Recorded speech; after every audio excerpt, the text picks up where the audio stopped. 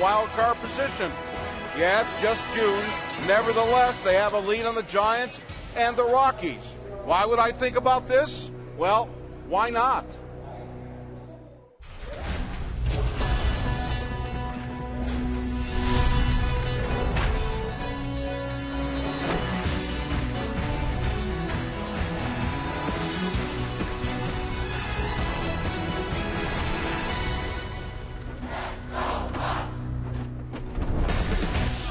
Some barbecue and baseball tonight at PNC Park. The Pirates have been hot too, winning 4 of their last 5 games. They'll try to break out the brooms tonight against the San Francisco Giants. They've taken the first 2 games. They'll go for a 3-game sweep.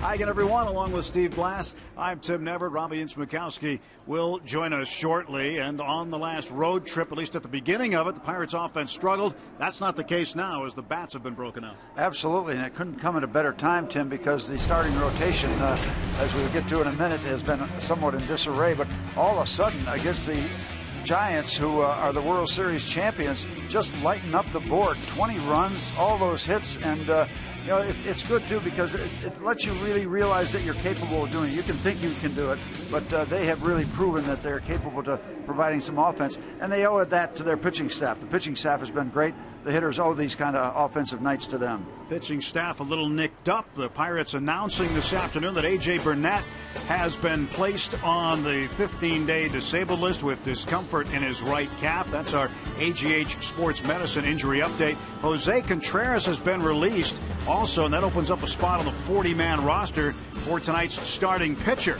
So Charlie Morton is back, just a day shy of a year of having Tommy John surgery. Yeah, it used to be kind of a 2-year program to get all the way back, and Charlie needs to be the Charlie Morton we know that he is capable of being because of the starting rotation. It was in disarray early. It got intact. It got very solid. Now it's in disarray again. If Charlie can come in and step in and pick up where some of the guys who have been hurt, what they've been doing, that would be a big shot in the arm for the Pirates. They need starting pitching right now, and Charlie could be a big factor. Charlie's last rehab start, his best for sure in AAA Indy. He'll have the sinker ball going again tonight. Ground chuck. Try to induce some ground ball outs. Morton's moment as he makes his 2013 debut against Giants starter Matt Cain. Lineups and first pitch coming up.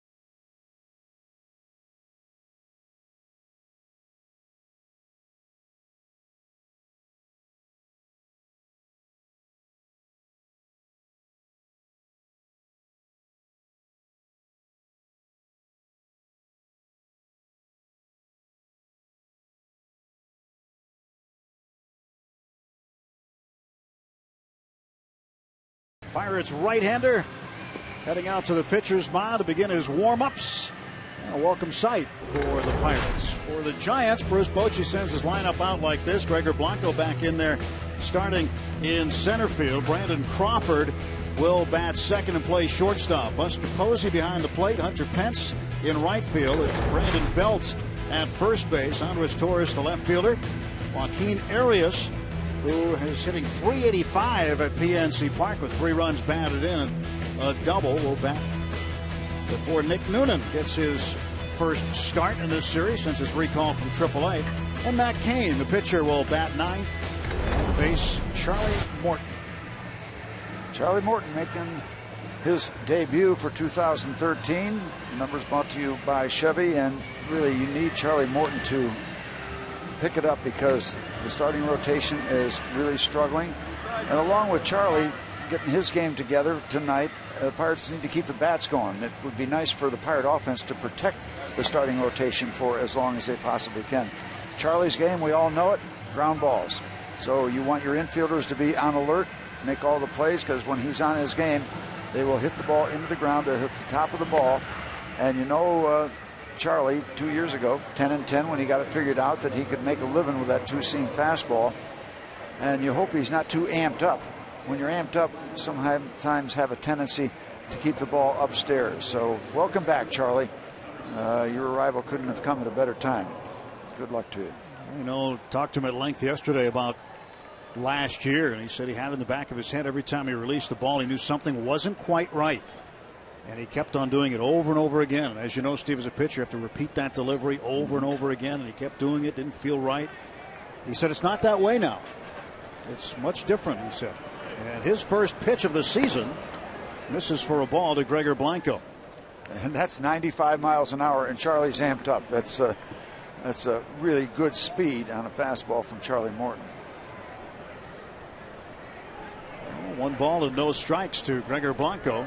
Blanco hitting .264. Started game 1 of this series on Tuesday night, and Charlie misses outside, and it's 2-0.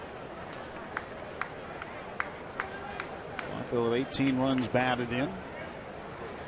Last night, Juan Perez started in center field. Blanco back out there tonight. And he missed low, 3-0.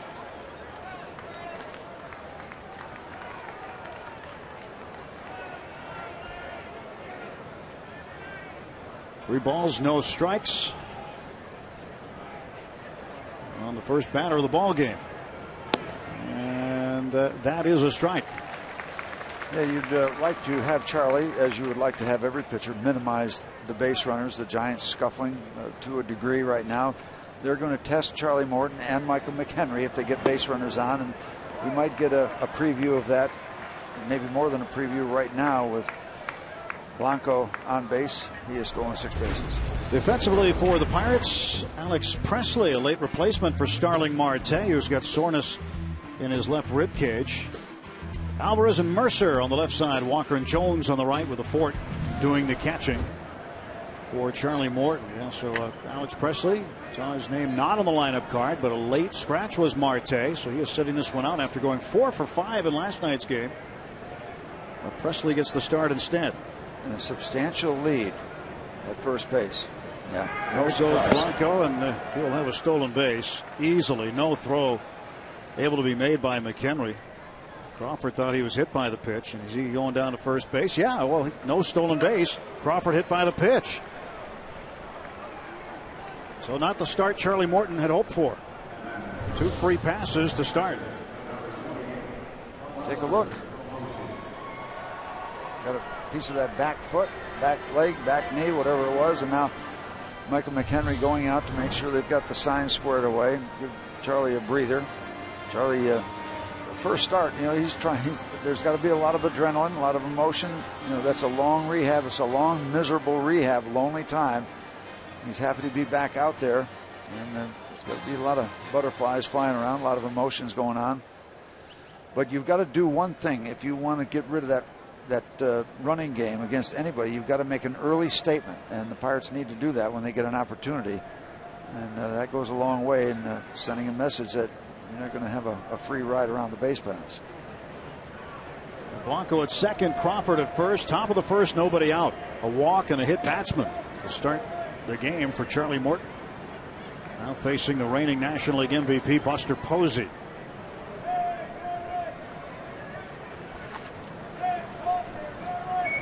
And Posey takes a strike. You know, there's a perfect storm here for basically against Charlie and Michael McHenry. Michael has struggled, and Charlie is a sinker ball pitcher. The ball is downstairs most of the time. The catcher has to go down, then you got an awkward transfer to come up to a throwing position. So it lends itself to a running game. 0-1 to Posey. A little bit low.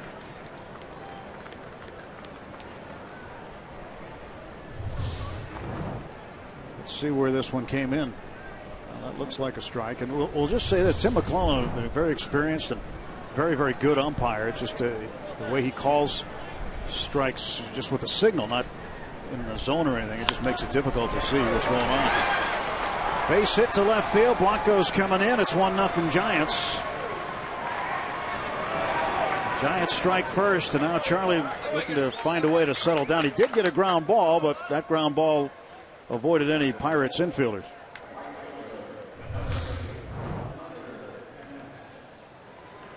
Well, RBI number 38 for Buster Posey. And if you're going to throw two seamers, you want it lower than that.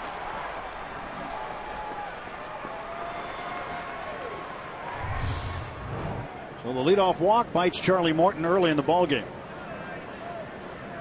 Now Hunter Pence. 294 average stepping in. Posey at first, Crawford at second base. And the pitch is in for a strike, and the one thing Charlie needs to do now is get a ground ball that'll help him. Get a double play perhaps. And try to shut this inning down before the Giants get an early start. Get a big jump here. Pence will hit into double plays. He's done it 7 times. 1 ball and 1 strike to Pence. Pence had a pair of doubles in last night's game. He now has 20 of those on the year.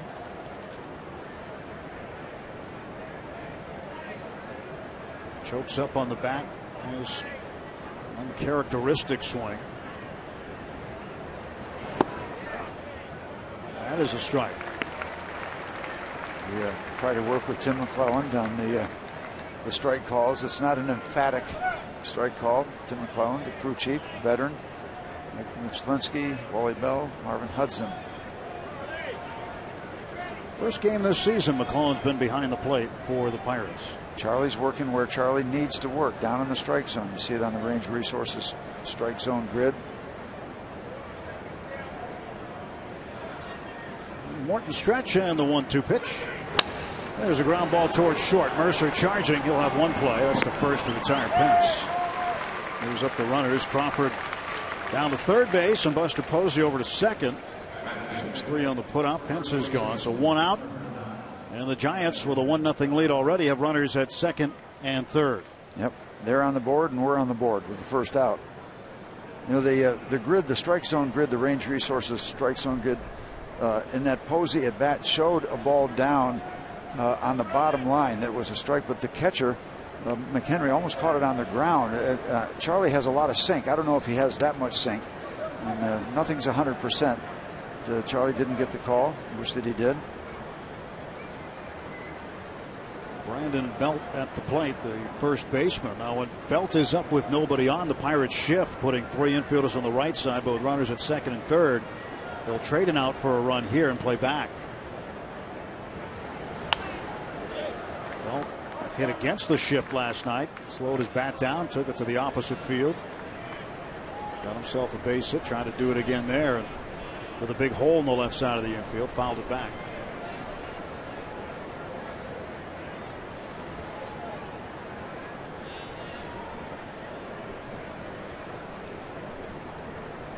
Charlie Morton delivering 0-1 to Belt. That pitch is in for a strike. 0-2 to Belt. Morton getting ahead of him.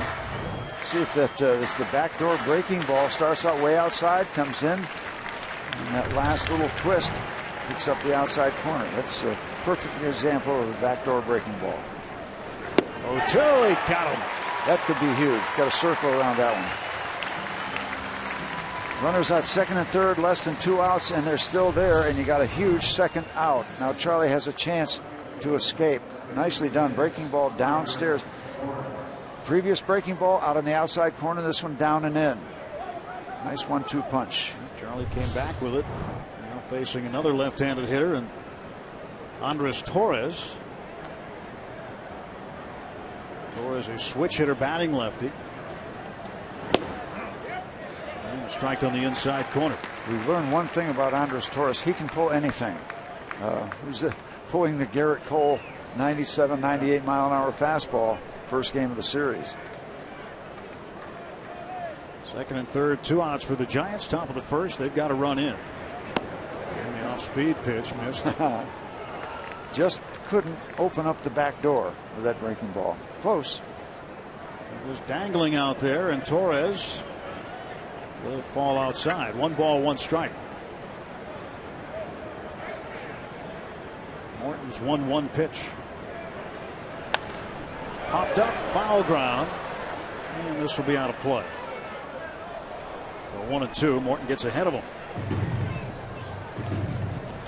Charlie is 2-3 in his career against San Francisco in 7 starts. Made 1 start last season, got a no decision at AT&T Park in mid-April. In 3 starts against the Giants at PNC Park, he is 1-1 with a 189 earned run average. I'm guessing breaking ball because I've seen this guy turn on every kind of fastball. There it is, strike 3. Charlie Morton limits the damage, comes back, and punches out Belt and punches out Torres. 1 run, 1 hit, 2 left. 1-0 Giants after a half inning.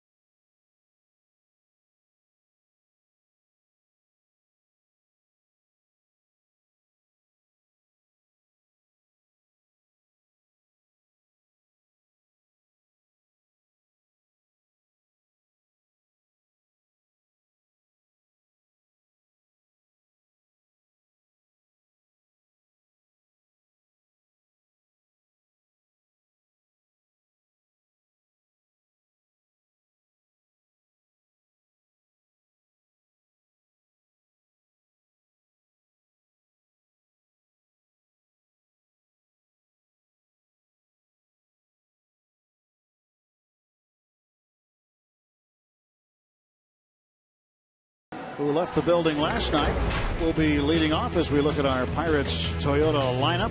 Travis Snyder in the 2 spot. Andrew McCutchen last 4 games, 8 out of 14. He's scored 6 times, has 3 doubles and 3 runs batted in. Jones hitting cleanup, then Walker, Alvarez, and McHenry. Jordy Mercer moves into the 8th spot after a 3-hit night last night. Charlie Morton passed 9th against Giants starter Matt Cain.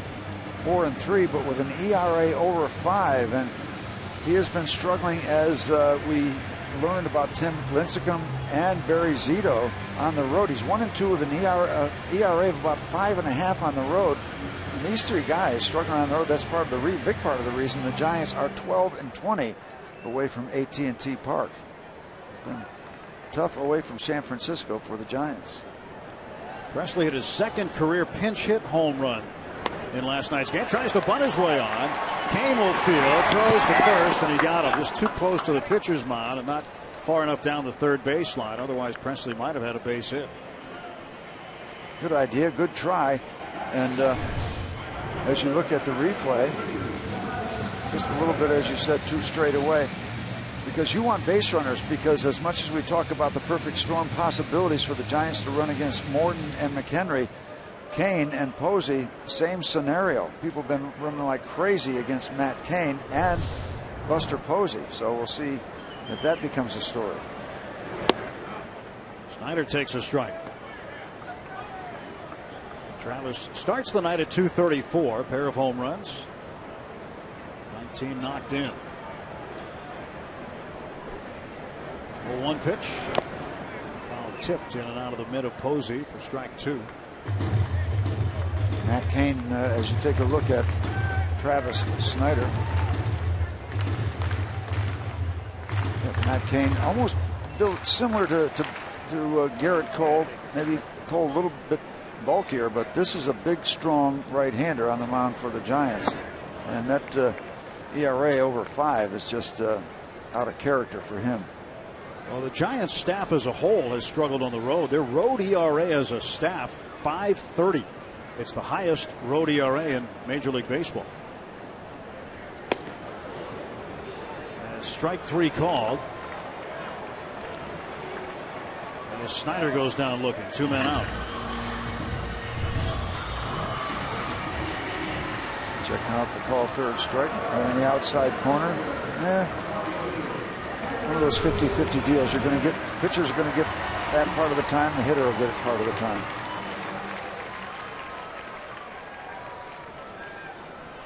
One thing the Giants staff's also done, Steve, they've given up a lot of home runs, most in the National League at 41. Second most in the majors behind the Mariners, 43. And Mr. Cain has done his share of that. He's given up 13 of them, which is good for a tie for third most given up in the National League. McCutchen 297, flirting with 300, trying to get there and over. Well, it's June. It's June. It's June. He starts as the thermometer goes up. So does his batting average. Used to say that about Adam LaRoche when he was here, but LaRoche struggled in April and May, and of course Andrews still does pretty well in April and May. LaRoche did well last year with Washington in the early part of the season. Quickly, it's 3-0 to McCutchen. Charlie Morton gave up a run. He walked a man, hit a man, then gave up an RBI single, then got 3 in a row. Last 2 he struck out. McCutchen green lighted, pops it up. Brandon Belt over by the railing. And that one is into the seats. Well, I got a big circle around what Charlie did in the top of the first. I mean, it was looking like it was going to come completely unglued. A walk, a hit batter. In between that, an easy stolen base if he hadn't hit the batter. And a base hit. You got runners on second and third with nobody out, and he does not allow the ball to leave the infield with the next 3 hitters. Terrific work. Fouls this one back. 2 men out, base is empty, a full count on Andrew McCutchen. I'll tell you one thing, as you look at Andrew, I want to go back to Matt Cain when we get a chance. I don't think that glove, that cow's not dead. That's the brightest glove I've ever seen in my life. If you slapped it, it'd say moo. It fell in a bucket of paint. Crawford fields and throws out McCutchen. 1-2-3 go the Pirates in the top of the first. Head to the second. 1-0 San Francisco.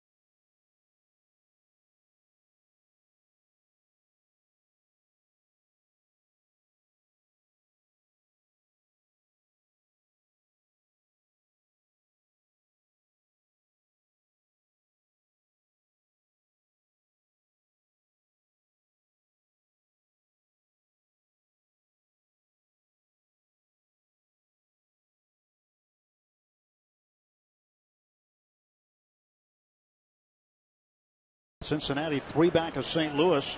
That'll keep those Reds off the streets in Chicago. That's right. St. Louis beat the Mets today 2-1, and Buccos still battling with the Reds and Cardinals. It's been quite a division so far, and no reason to think it won't stay that way. Arias, ground ball toward Walker, past him and into right field. Leadoff single for Joaquin Arias, third baseman.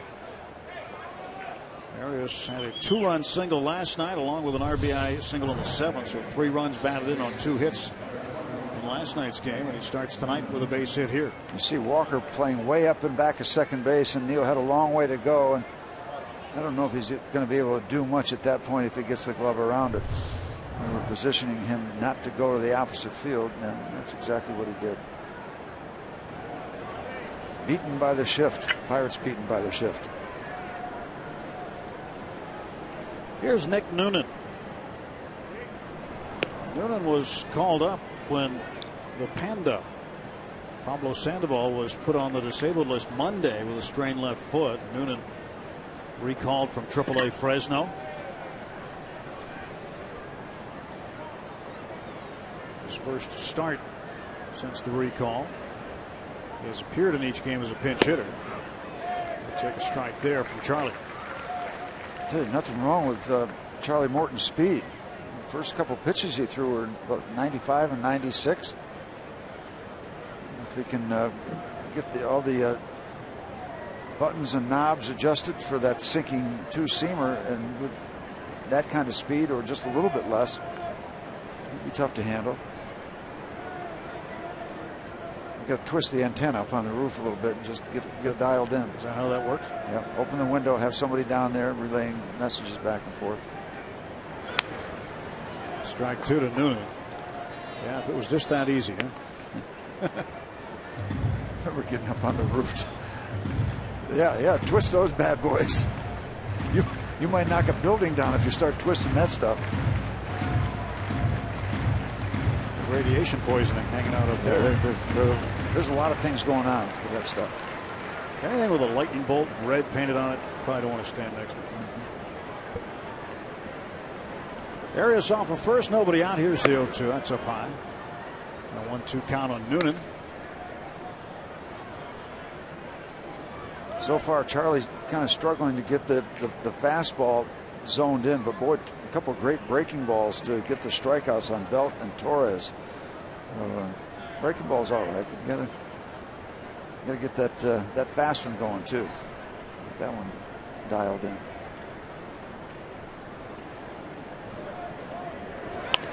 Ground ball to Pedro. Ball stayed down on him. He goes to Walker. That's all he'll be able to get. A little funny hop, and Pedro stayed with it. One man is out. Tonight's Barrel Automotive League leaders stat, the major league leaders in ground ball to fly ball ratio. Pirates on top of the list, 1.72.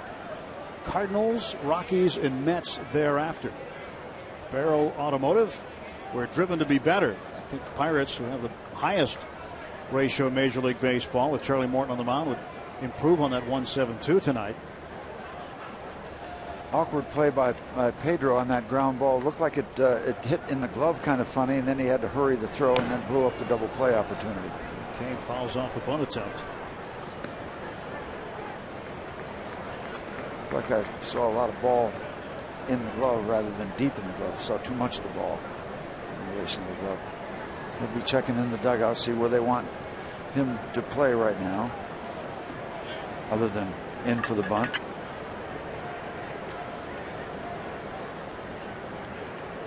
Kane squares. Bunts it foul again. It's very easy against Charlie Morton to bunt the top half of the ball and foul it back at the sinking action. Very prone to having that bat make contact with the top of the baseball and driving it straight down.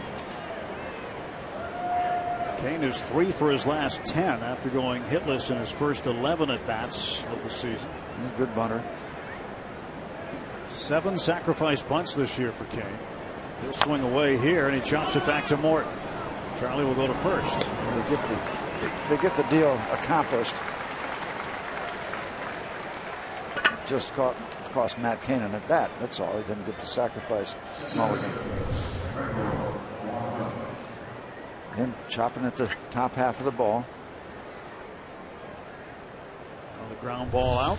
Even the throw by Charlie to first base had a little sinking that sink on it, didn't it? It does. I think he might have thrown it over there with a two-seam grip. Noonan the runner at second base, and now Gregor Blanco back up for the second time. He walked and scored in the first inning. 1-0 Giants, top of the second. Wow. It'll take him a while to get through security, isn't it?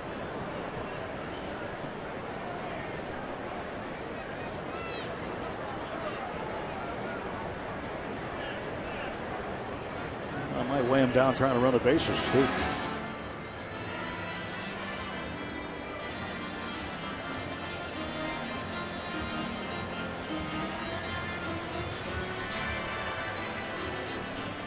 Well, McHenry goes back behind the plate after having a word with Charlie.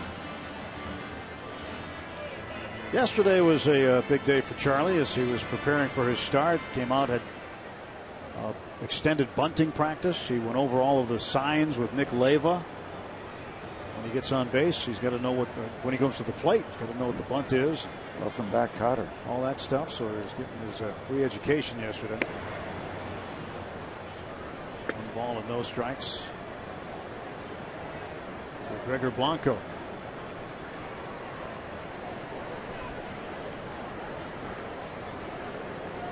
Yeah, the Cubbies did it. They beat the Reds. That's good news. 6-5 final.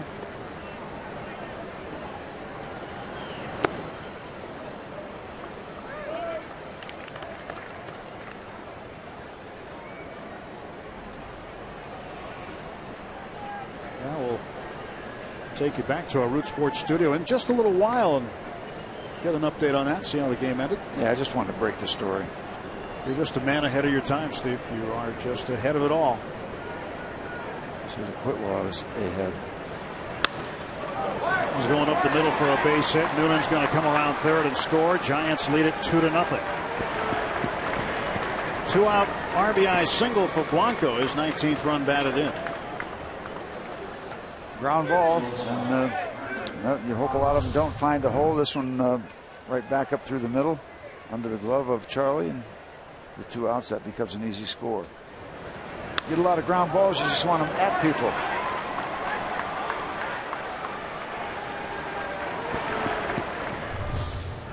Now Blanco took off when he was on first base right away last time up, but Crawford was hit, so didn't count as a stolen base, but he was there comfortably. Throw to first base. Charlie well aware. So is Michael McHenry. Trying to go over there. He gets the sign relayed to him from the dugout on the running game. Looks over. See what Jeff Bannister, the bench coach, will relay to him. Yeah, and I would assume that he gets that signal, but he can also do it out on his own if he feels like it, if he senses that he should. I hope so.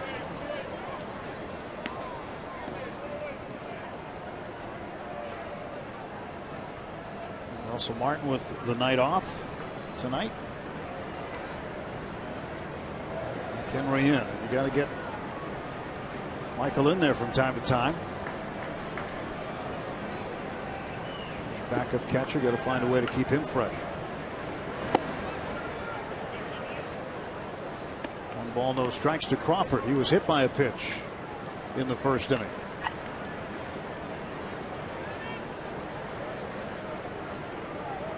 .287 average. Former MVP of the UCLA Bruins.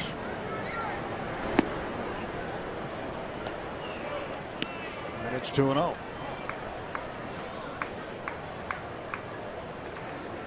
Sure, we told you the story earlier in the series. Crawford's sister Amy is the girlfriend of Pirates pitcher Garrett Cole. 2-0 pitch. There goes the runner. Throw down by the fort, and Blanco's in there in plenty of time. Stolen base number 7 for Gregor Blanco.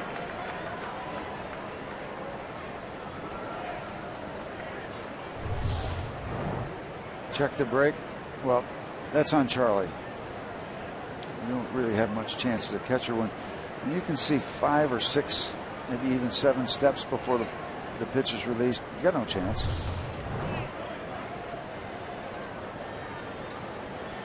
Well, the Giants with another man in scoring position. 2 men out and the 2-1 pitch. It's 2-2. There's that good breaking ball again that Charlie used to get out of the mess in the first. See if they go back to back with it. And they went back to back with it on Brandon Belt. Got him. Another left-handed hitter in the first inning. And he struck Andres Torres out. Another batter batting left-handed. He's a switch hitter. That was also in the first. See if he goes to the breaking ball to the left-handed hitting Crawford. Third game of a 3-game series. Pirates have taken the first 2. Ground ball wide of first for a foul ball. Yep, they did stay with the breaking ball. Well, last night, Steve, the Pirates scored a season high 12 runs. Ben got a season high 18 hits. And they can use a return of that offense here tonight as Charlie Morton finds himself down 2-0 in the second inning. Yeah, and he's struggling. He's throwing a lot of pitches. He's trying to find some kind of a little groove, a little tempo to go along with the breaking ball is fine, but it's naked right now. Got to compliment it with that #1 pitch of yours, which is the power sinker. 2-2 lifted in the air and foul ground to Alvarez. Another run comes in. 2 hits. And a man left. 2-0 Giants after an inning and a half.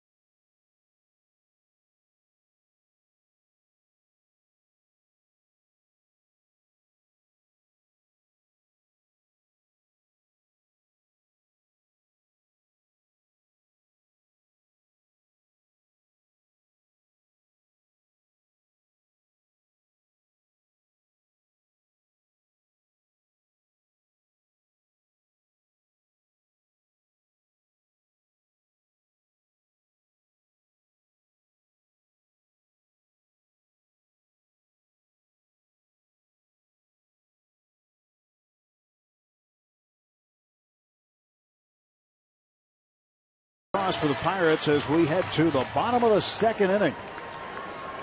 Pretty pleasant night here. Some rain in the area earlier in the day, but that's cleared up. Yeah, it's been nice here tonight. Garrett Jones leading off, and he takes outside for a ball.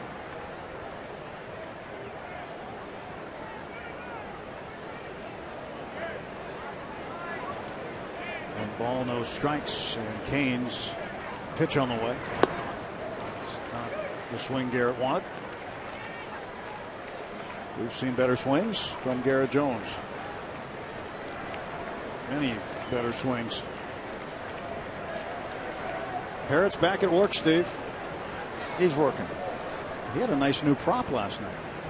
1-1. This one smashed foul down the right side. Yep. Thanks to our buddy Adam supplying the photographic material. I like that. Maybe he'll break it out again tonight for those who missed it last night. No, there were enough children scared. Right. There's the 1-2. 2 balls, 2 strikes. Garrett Jones has gone 5 for 13 in his last 5 games after going 1 for 14 in his previous 4. What a nice contrast there. You get the bird. Shocking green.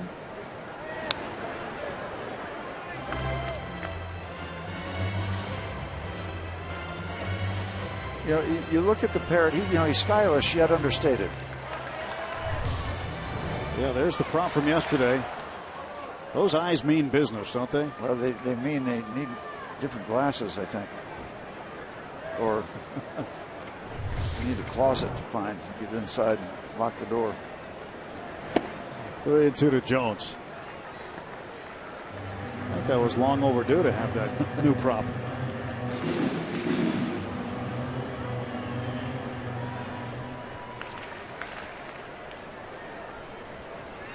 Parrot doesn't have any fun.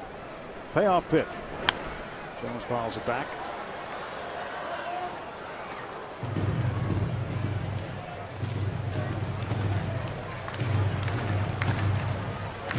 Garrett Jones last night got a chance to get in the ball game late. 7th inning, 1-0 for 1, and he takes ball 4, and he is aboard. Go back to our Root Sports studios. Rock King has an update on what happened between the Cubs and Reds.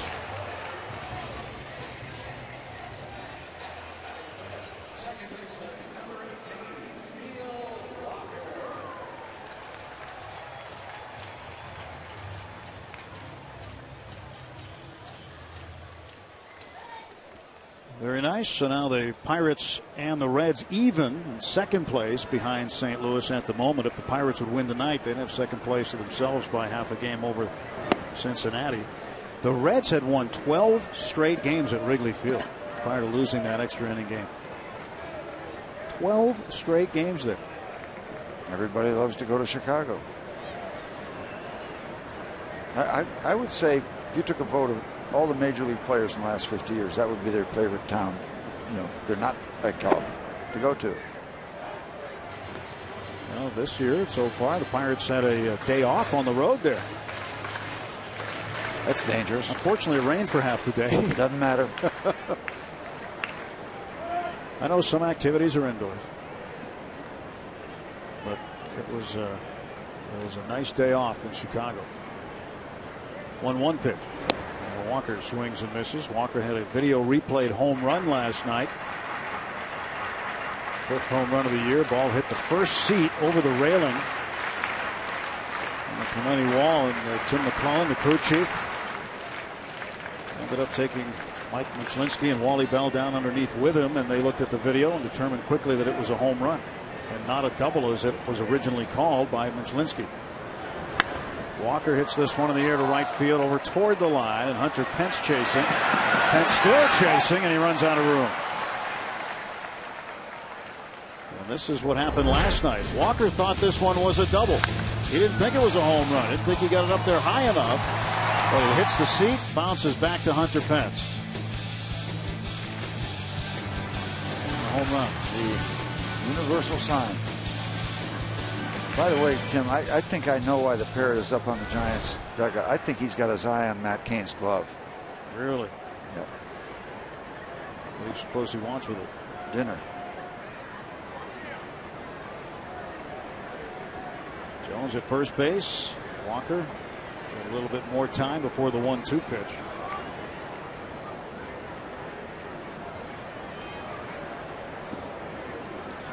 Yeah. Fresh out of the box. Oh, yeah. The Parrot wants that. Ground ball to short. Crawford.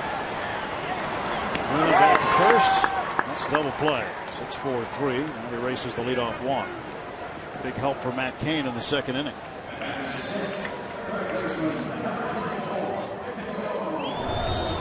Custom made. There's high bounces. Comfortable. Give the feed to, and a nice turn by Noonan. How many times do you suppose Noonan has heard a line from the movie Caddyshack? Oh.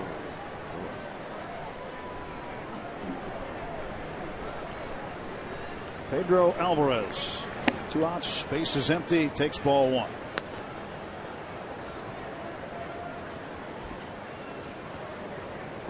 Average climbing slowly but surely. 215, 14 homers. Club leader in runs batted in with 38. Pedro added another RBI last night with a double in the 5th inning. 4th double of the year. And that's one thing that's interesting with his run production, Steve, is that he only has 4 doubles through the team's first 65 plus games. Had a number of base hits and his, of course, 14 home runs. Maybe his double swing produces more distance. June's been a good month for him. 286, 4 homers and 19 runs batted in, and we're not yet halfway through.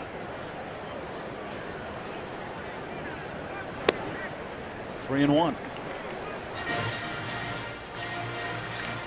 You get the idea that Matt Cain might be more comfortable against Michael McHenry. I mean, if he can make a pitch here, a perfect pitch, he'll try it.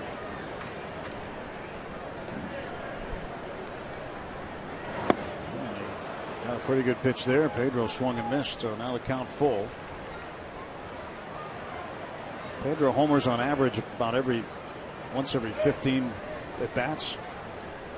Once every 16 at bats, somewhere in there. Payoff pitch from Cain.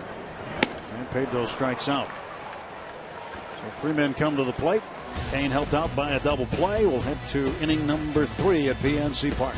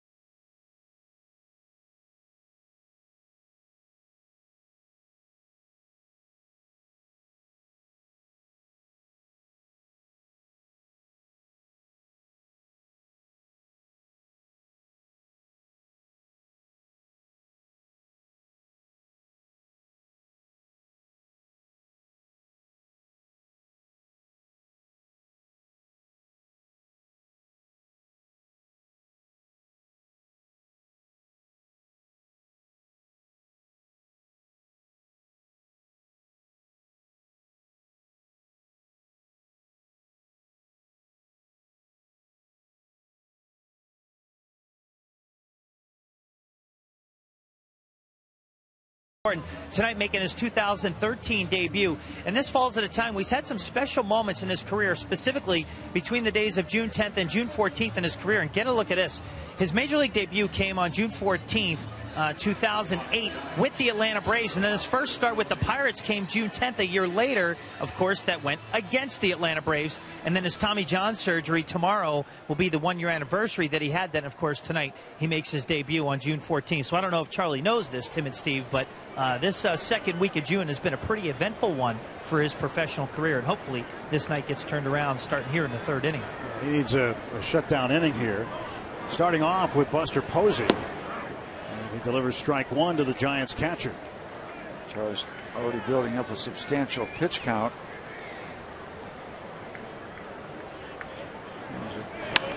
40 pitches now as Posey hits this one to right field. Drifting back is Snyder, and on the track they'll make the catch. 1 down. That's the key, getting the first man out. First inning, Gregor Blanco walked to lead off the inning, and then in the 2nd inning, Joaquin Arias singled to lead off the inning. Now Buster Posey flies to right.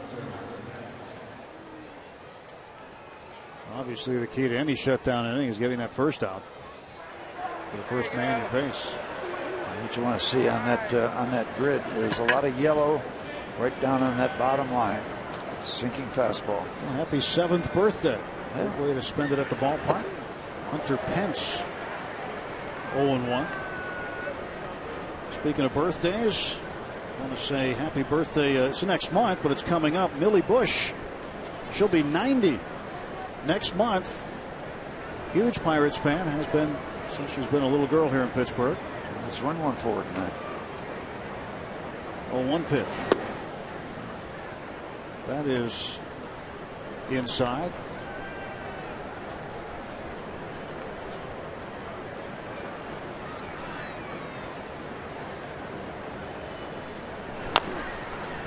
Well, the comebacker over the mound. This will be a tough play for Walker, and he will not get it. Once that bounced over Charlie's head, that was going to be tough because Pence runs extremely well. And he gets the infield hit, and good chance he'll be running towards second base.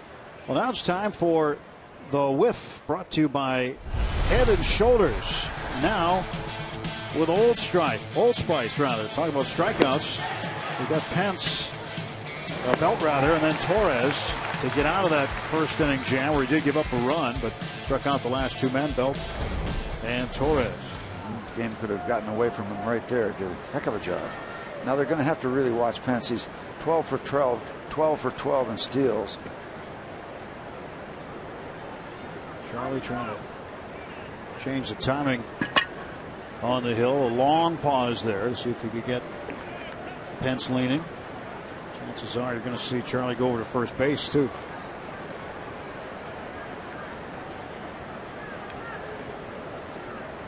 2-0 Giants, top half of the third inning. They've had traffic on the bases each inning so far.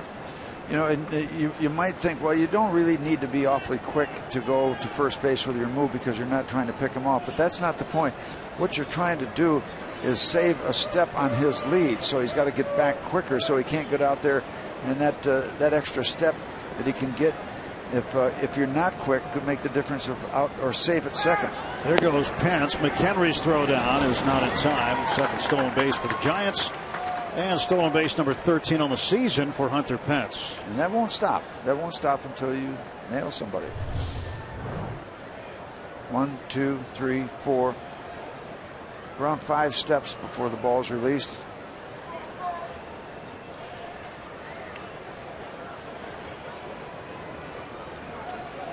And you combine that, and Michael would tell you he's not happy about that throw right there either. So you had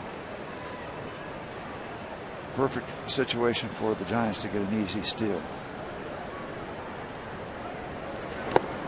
Belt foul tips it into the glove of McHenry for a strike. It's 0-2. Charlie ahead of him. And having gotten Belt on a curveball first time up for that second out in the first inning, out in front 0-2, he may show him a fastball to set the breaking ball up, or he may spin one up there right now. Pitch to Belt. That's fouled off. 93 miles an hour, up and away. Good speed, good location if you want to follow it up with a breaking ball down and in. We talked about the steps on the jump that Pence got. I remember reading something from Ricky Henderson a long time ago. I think people agree that Ricky Henderson's the best base stealer we've ever seen. He said he could make it there in 11 steps. Belt goes down on strikes for the second time. 2 gone for the Giants. Well, that was a nice setup with a high outside fastball and then followed up with down and in. Nicely done. You see that previous spot on the grid? That was a high fastball, curveball. Good 1-2 punch. Strikeout number 3. Again, coming at a good spot. Andres Torres is 0 for 1. He also struck out swinging.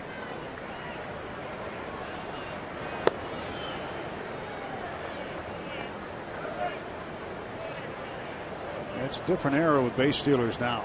It really is. I mean, when Henderson was out there, if you walked him, it was almost the equivalent of giving up a triple on certain nights. But you're not seeing the base stealing totals like you saw out of Lou Brock and out of Ricky Henderson. Triple digits.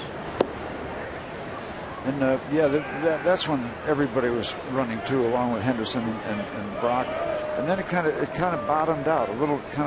That was the peak, and then there was kind of a valley. And now running is coming back into vogue. And so you're having to kind of a situation where in the minor leagues you're developing pitchers. You've got to teach them that part of their trade.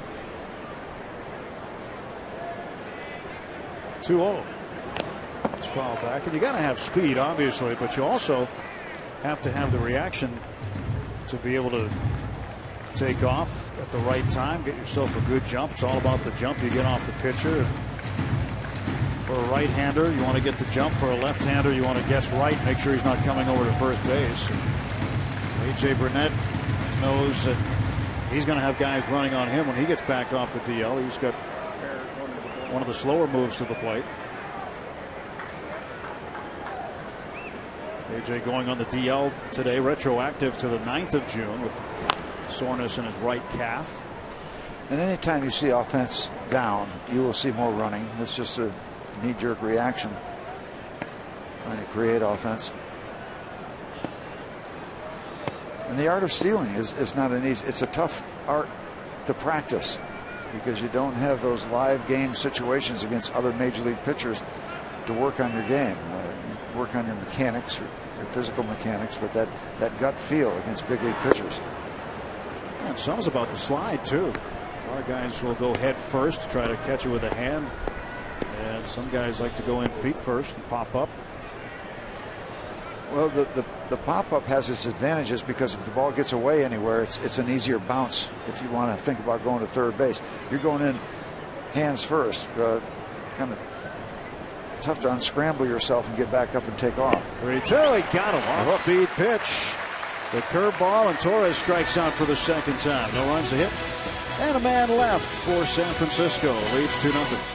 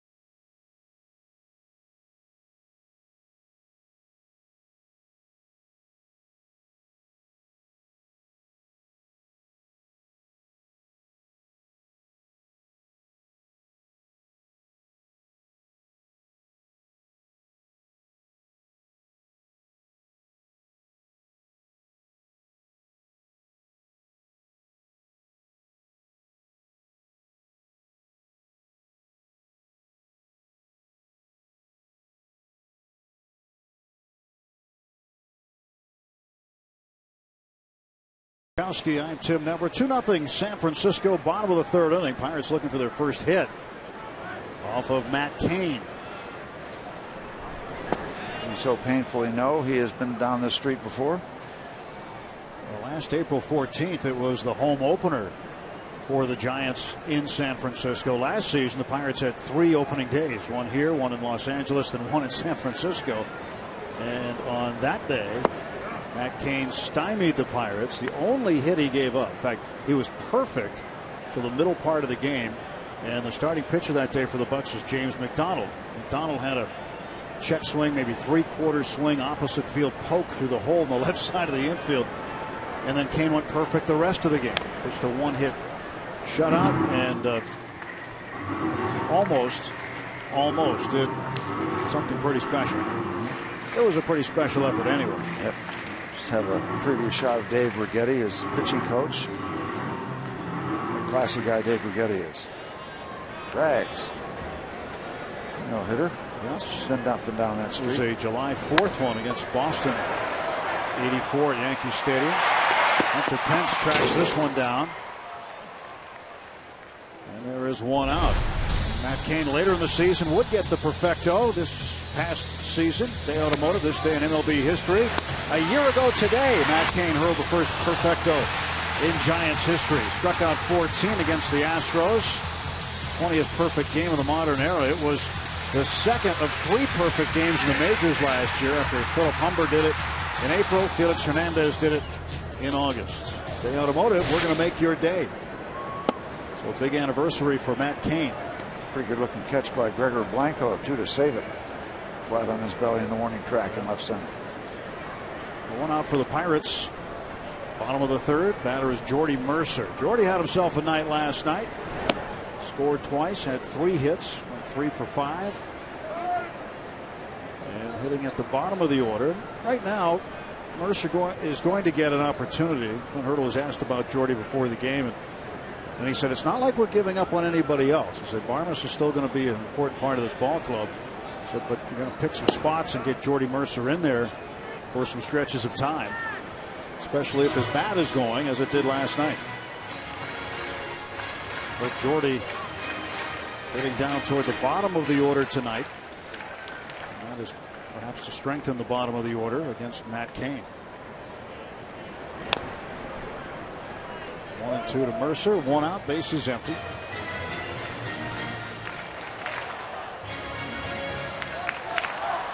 Here you see that ball being authenticated. That's how about that? They have a guy down there that puts stickers on things during the course of the ball game for authenticity. Every ballpark. That's pretty wild. Game. That's pretty wild stuff. And the 1-2 pitch. And Mercer in the air to right. Drifting back is Pence. Still going back. Ball carrying pretty well, but ballpark will hold it. Another warning track catch for Hunter Pence, and 2 men gone for the Pirates in the third. Our next Sunday night classics, Mario Lemieux and Jaromir Jagr lead a furious comeback as the Pens defeat the Blackhawks in Game 1 of the 1992 Stanley Cup Finals. Here are exclusive interviews from Ron Francis, Larry Murphy, Scotty Bowman, Troy Loney, Sean McEachern, and Yuri Urdina, while you relive this memorable game. Sunday night classics, Pens come back at the Igloo. Sunday at 8 on Root Sports. The big guy. Blackhawks had themselves a game last night with the Bruins, didn't they? Triple overtime, finally beating Boston in the wee hours of the morning. Game 1 of the Cup Finals. And the big news for the Pittsburgh Penguins today, Steve. Evgeny Malkin is back for 8 more years. That's an extended contract. Extended Dan Bilesma for 2 yesterday and Malkin for 8 today. I hope that settles down some of the people with all the doom and gloom about breaking up the Pens. It's a pretty fine hockey team. Charlie Morton lifts this one to shallow center field. Going out is the second baseman Noonan. He'll make the catch. Pirates gone in order. Matt Cain yet to give up a hit through 3 full innings.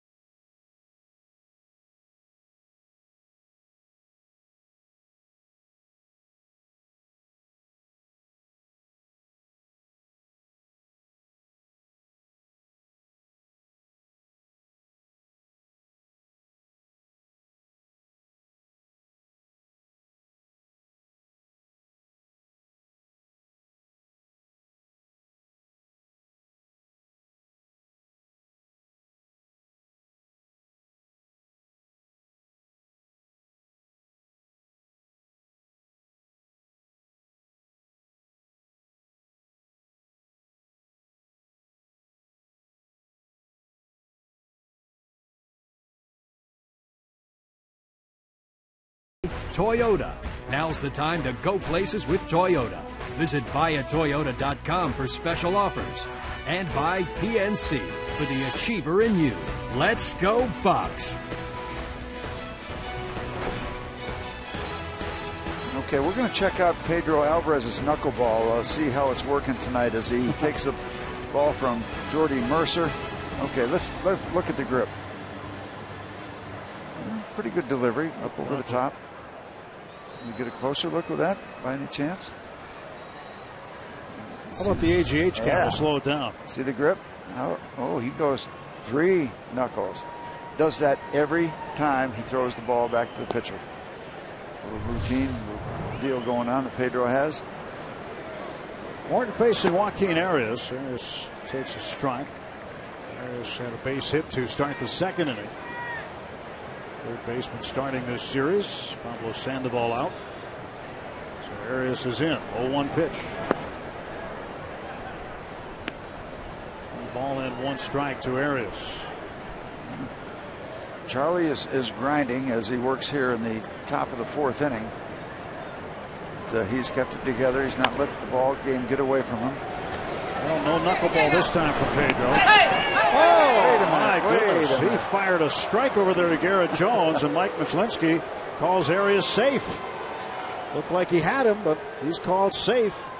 And Arias is now 2 for 2. And he was flying, and there really no big argument as Garrett Jones tried to buy the call. Pedro comes across. Well, that right there might have cost him a little extra. He took a little time loading it up.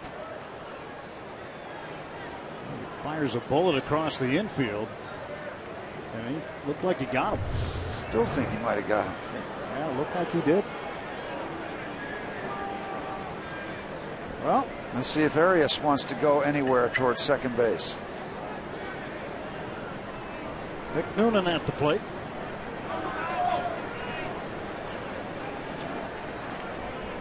Charlie trying different things, holding on to the ball at the set position, stepping back off.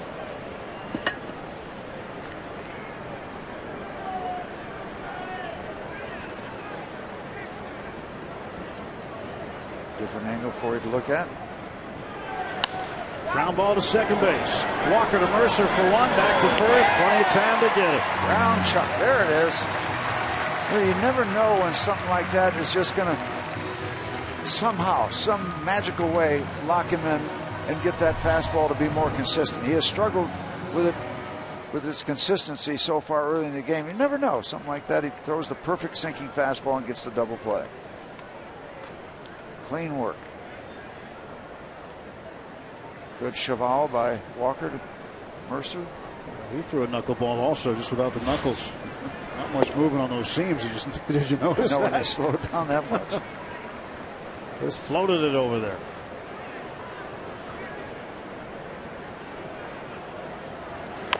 Matt Cain now behind in the count, 0-2. Cain 0 for 1. He bounced out back to Charlie in the second inning. Yeah, well, that ground ball to second base by Noonan turns the whole half inning upside down, and now you got a chance to have a tidy half inning, and that's just what Charlie needs as he throws his 60th pitch. And he strikes out Matt Cain on 3 pitches. No runs a hit. That is it for the Giants in the 4th. Pirates looking to get the bats going. They're trailing 2-0.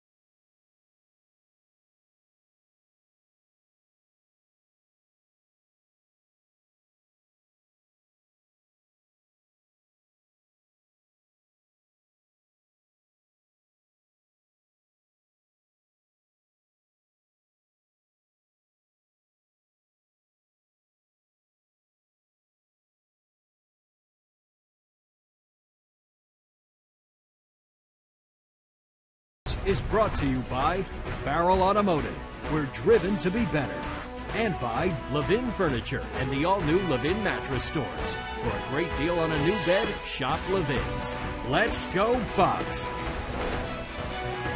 MLB.com. At Bat is the #1 source for live baseball everywhere you go. Available for iPhone, iPad, Android, and BlackBerry 10.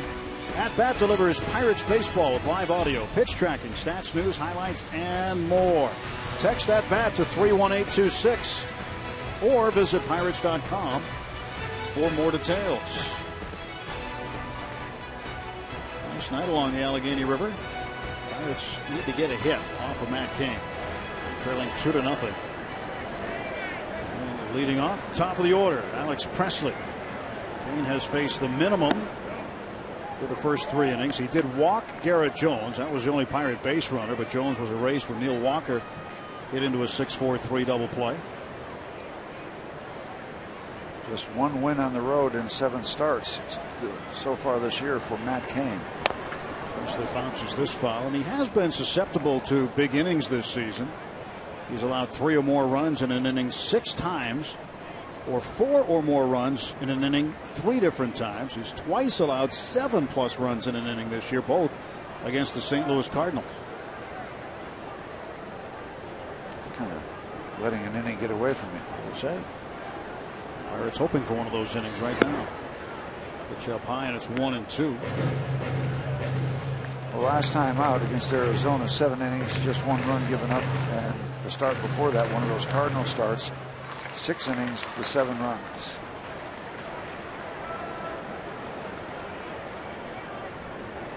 And the 1-2 on the way to Alex Presley. 2 balls, 2 strikes. Last year, Presley led the ball club in triples with 7. He had 10 homers. Got his first homer of the year last night. Didn't waste much time doing it. Stepped there, right up there as a pinch hitter. And put it in the seats in right field. Cain's 2-2. Strike 3 call.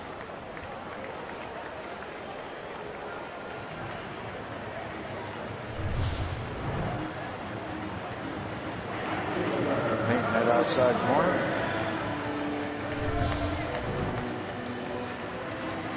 You can join us with your questions, comments. Tweet us using the hashtag BucksBooth. We'll get to some of your comments. We've been watching them come in slowly throughout the game so far. We'll get to some more here. Steve has been looking forward to this moment in the game all night. I know. Yeah, it's almost twitching. He's a social media maven. 0-1 pitch. I had social media night at the ballpark here last night. Went out, said hi to a few nice folks. Met one couple that had pictures of me from last year's social media night. I had the same exact shirt on. You know, I've been meaning to talk to you about that. It was a golf shirt last night, and so it wasn't this one. It was this color. But it wasn't this one. Who are you trying to kid?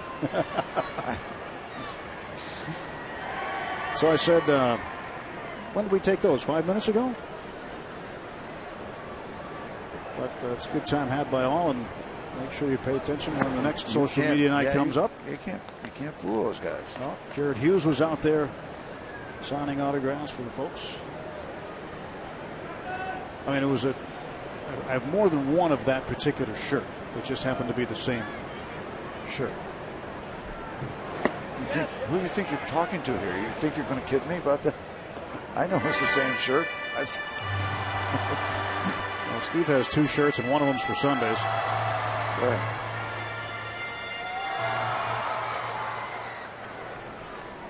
One out, base is empty. Travis Snyder struck out looking in the first. 2-2 pitch. And that's outside. You know, it's amazing to me when we show the range resources grid, how many balls are exactly on the line, inside and outside. I mean, on it, time after time. Payoff pitch to Snyder. Uncanny. And Travis fouls it off down the left field side.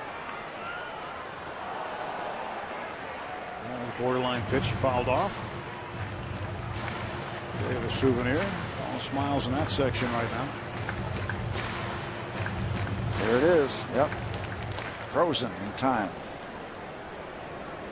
Again, the 3-2 pitch coming to Snyder from Matt Cain.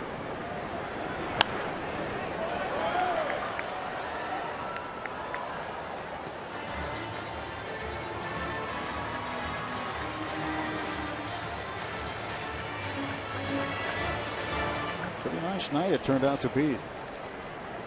Sun came out late during the Pirates batting practice. We've had a period of unsettled weather the last 2 or 3 days. Snyder rips this one foul. Right ahead of that one.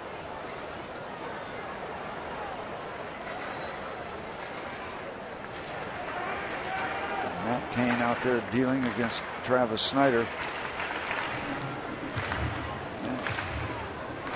Who's going to show up? The guy that had 1 run or let 1 run score last time, or gave up 7 the start before that? Right now he's dealing.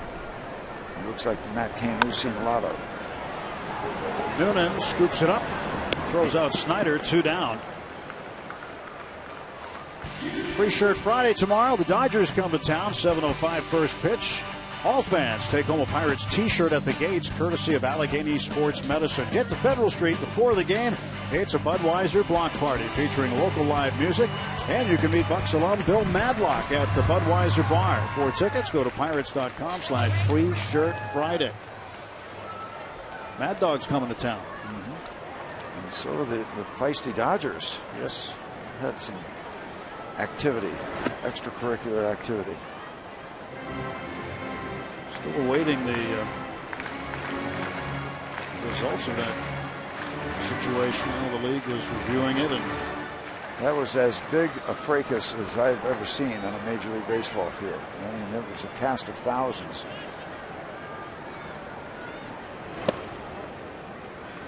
Some not so cameo roles. There's a lot of action in different directions.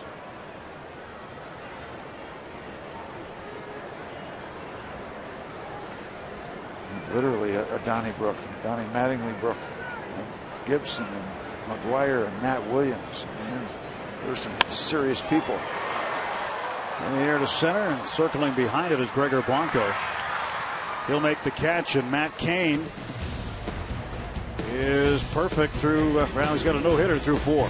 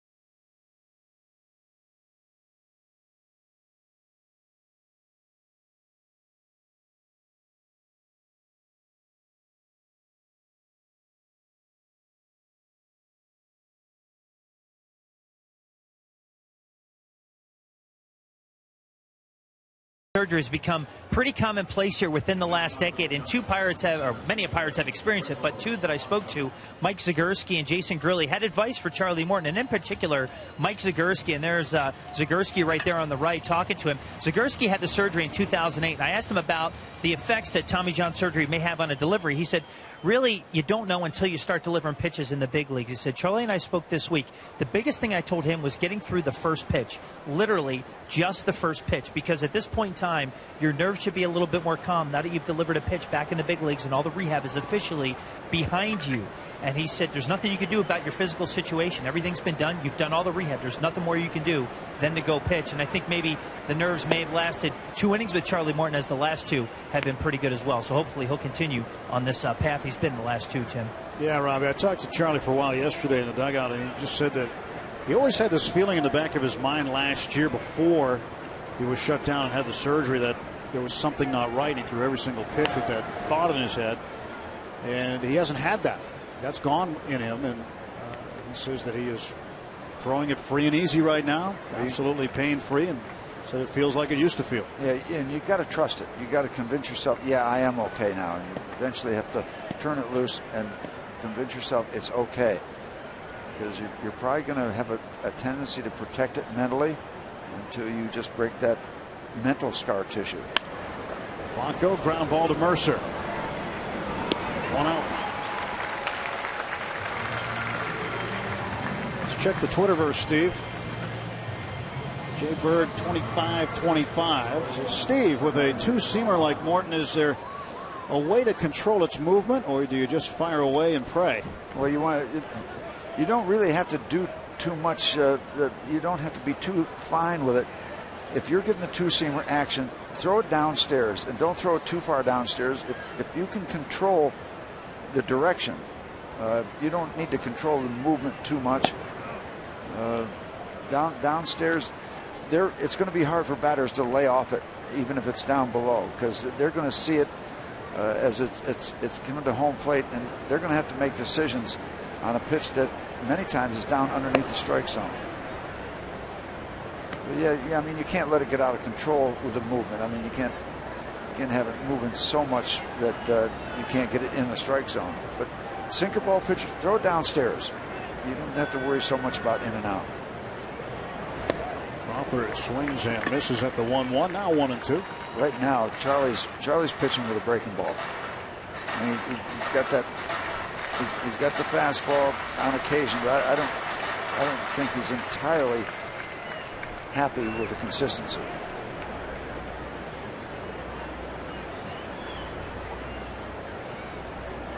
Breaking ball down and in. He's had good success with the down and in curveball.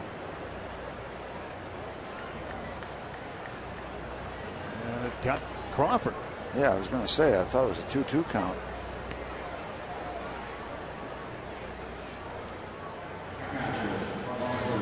It's the second time Crawford's been hit. Let's see what happened there. That back foot. Yep. Second time he's been hit by a pitch, so almost an exact duplication. Giants have had runners on base every inning now.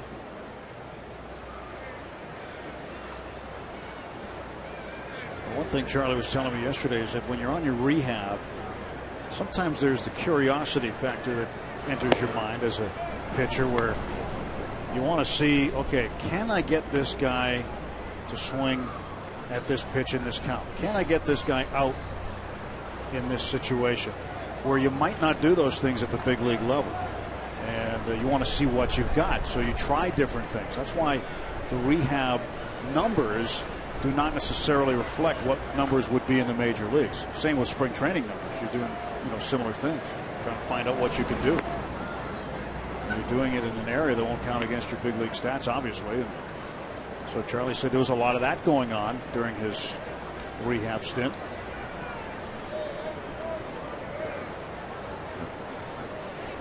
But one of the real main thing is to convince yourself you're all right. 1-0 to Posey. It's 1-1. Get the fastball in on the hands.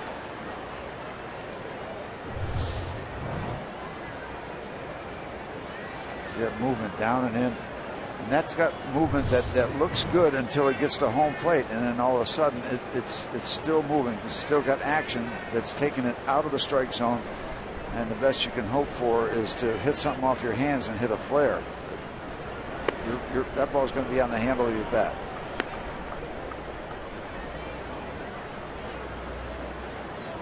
70 pitches for Charlie. Top of the 5th inning, 2-0 Giants. Giants with 5 hits. Scored a single run in the first and a single run in the second. 1 out. Crawford the runner at first. 2-1 to Posey. 3-1.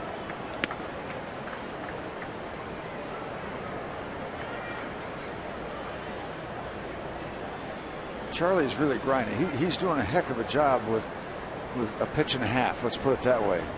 In my estimation, I may be all wet, but he's having a lot of his success. He's gotten to this point with throwing a lot of good curveballs.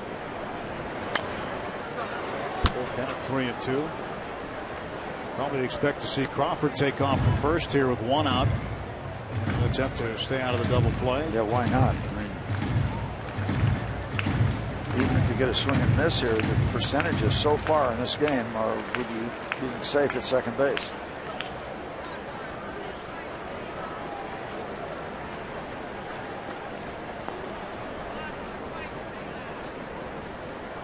Charlie Morton getting his sign from Michael McHenry. Crawford good lead at first. He takes off. Ball is drilled to left center field. Presley on the run toward the notch, and this ball is over the wall for a ground rule double. And that's a break.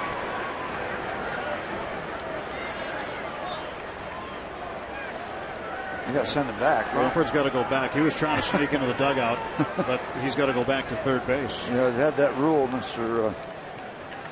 Crawford, for about 100 years.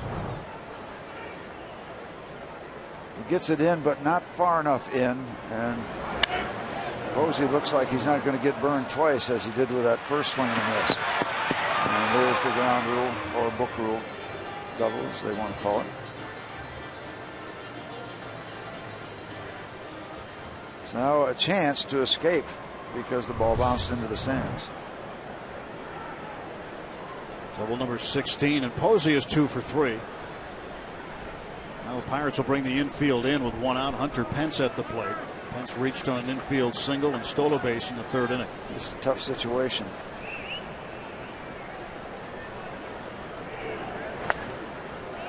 Strike 1. Charlie has recorded 5 strikeouts. Number 6 right here would be huge.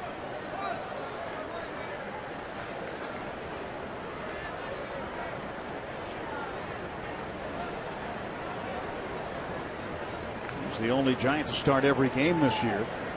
Hunter Pence. Good drive, but no sale. Even this situation, we're in the 5th inning. Even if you give up a fly ball and you get an out in return, it's not devastating. It hasn't let the ball game get away. If you have to give up the run, you want it to give you an out. Ground ball to Walker. He'll come to the plate, and they've got Crawford hung up. Now Morton's got to handle it, and Charlie the toss back to Walker. Yeah, get Charlie out of the equation. They eventually get it done, and Charlie once again has a chance to escape. 2 men out, and Pedro Alvarez. Is he saying that he got interfered? Well, that's what he's saying. That they didn't allow him to attempt to make a defensive play. And Clint Hurdle wants to talk to the third base umpire, Marvin Hudson. And Tim McClellan, the crew chief, is out there. Well, Pedro, when he pleads a case, he usually has one, but he's very mild-mannered down there, and he wouldn't say anything unless there was something to say anything about. Let's see what happened. Yeah, they chopped the ball to Walker. Now there's Pedro. Is he interfering with his? Okay, he called. Yep. Out of the base path.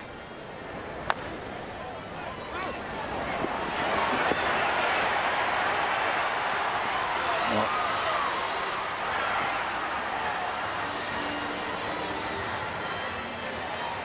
Well, they get him interfering with his abilities as a defensive player. I guess he wasn't out of the base paths at all.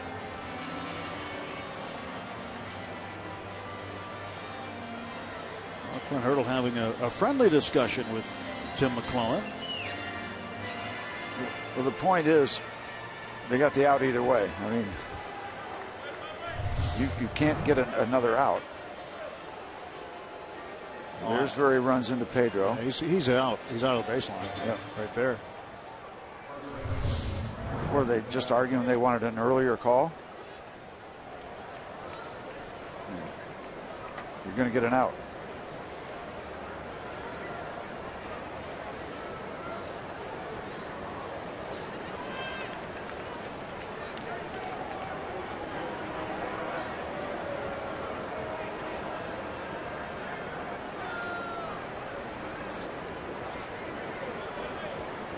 We're going to straighten this thing out here in a second.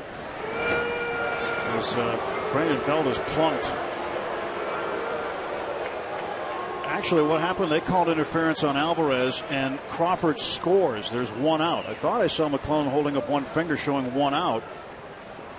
And so it was interference called on Pedro Alvarez, and that was what the discussion was. Alvarez didn't get out of the way. And what Pedro was arguing was that Crawford was out of the baseline when he took this turn right here.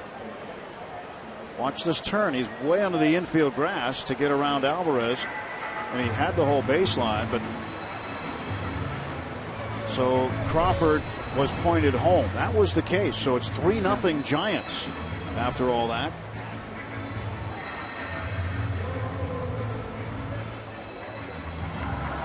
And now the bases are loaded after Belt becomes the third man to be hit by a pitch by Charlie Morton.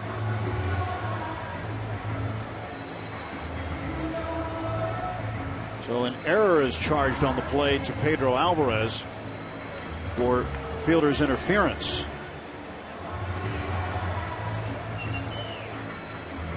So the runner scores on interference. The assists go to Walker, McHenry, and Alvarez gets one. There's no RBI for the batter. And the batter, Pence, goes to first on a fielder's choice. He does not get anything out of that except to reach base, and he's standing at second right now. Posey at third, Belt at first, and one out. And you hope that Charlie has not become unglued. I'll be very honest, I missed that one completely. I thought we were going to get the second out.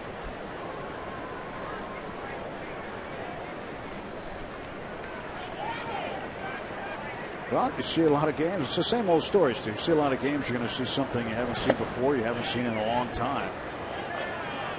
And that was one of them. So Posey at third base for the Giants. Pence at second base. He reached on a fielder's choice. And Brandon Belt, who struck out twice and has been hit by a pitch.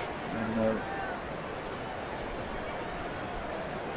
all of a sudden, Charlie is all over the place. 2-0, activity in the Pirate bullpen. This ball is pulled up the right side. Now the other thing Charlie's got to worry about here is obviously the Giants opening this thing up. It's 3-0 now. Bases full, one out. They've got a chance for a huge inning. And with the Pirates bats silent tonight as opposed to last night where they rung up a season high 18 hits. The more the Giants score, the tougher it is for the Pirates to come back. But the Pirates do have 16 comeback wins this year. Charlie might have to get an out right here to stay in this ballgame. And his opposition, Matt Cain, did walk Jones, so no perfect game there. Jones was erased on a double play hit into by Walker in the second inning. Other than that, he's faced the minimum through 4. He's got a no-hitter. To left field and deep. This is going to get Posey in. And a good catch by Presley. 4-0 Giants. Not too far away from being a grand slam as that ball carried well to left field down the corner. There's a pretty good breeze blowing out now. Pirates pretty fortunate that it's one run on that fly ball.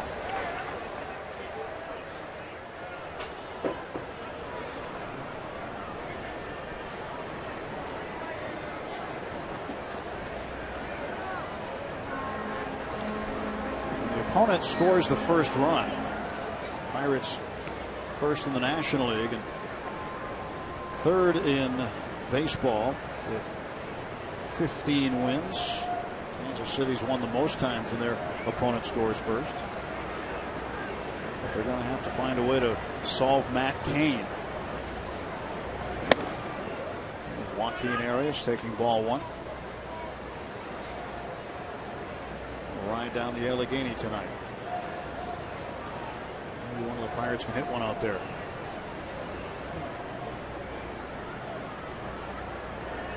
Two on, two out. Strike one.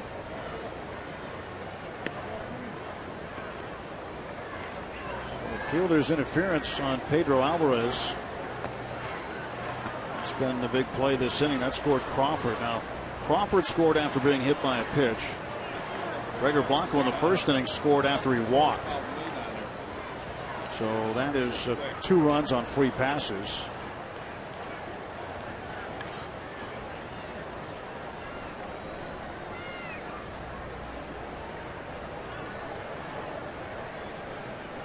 Ball and 1 strike to Arias.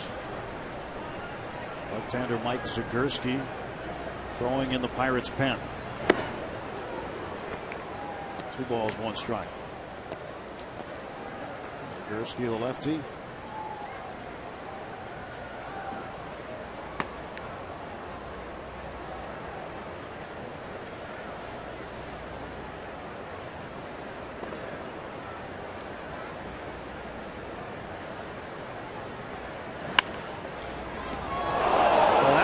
Pence, he is out. Score that a base hit for Arias, and the putout goes to the closest fielder, Jordy Mercer. Bizarre half inning. That's just another thing you don't see very often, as Hunter Pence is struck by a line drive for the 3rd out of the inning.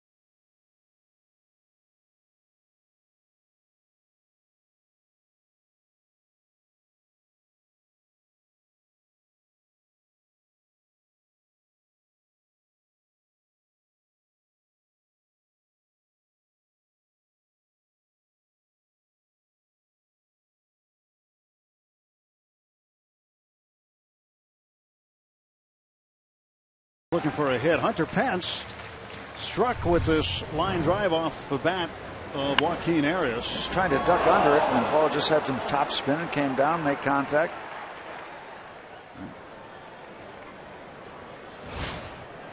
Yeah, with 2 outs, you think he might have been off of the pitch, and just he's running, he's out of the neighborhood, and they're still hitting.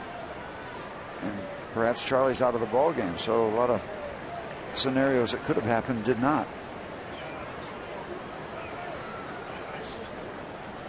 Oh, 1 pitch, and Jones has the first hit for the Pirates.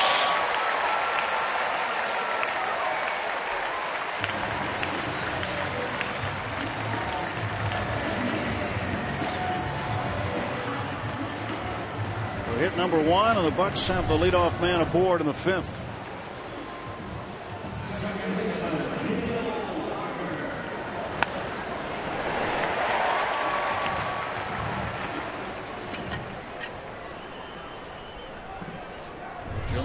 Good stroke there. He's 1 for 1 after reaching first base in the second inning when he walked. He's been our offensive surge.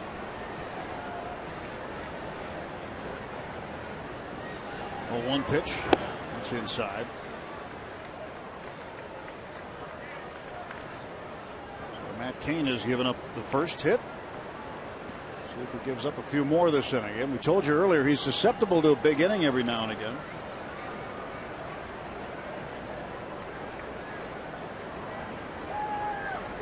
And Walker. Crawford will take it himself, and Neil Walker's hit into his second double play tonight. And erases the hit from Jones. Couldn't hit it much harder as Crawford came over and had plenty of time to just take the play at second base by himself. That tells you that ball got to him very quickly.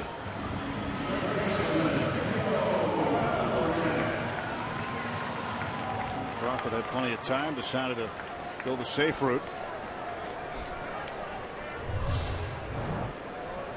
So Alvarez involved in the play where he was charged with an error for obstruction in the 5th inning.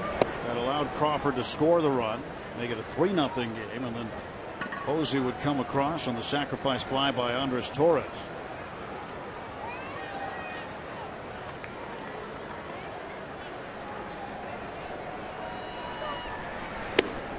Two balls and no strikes.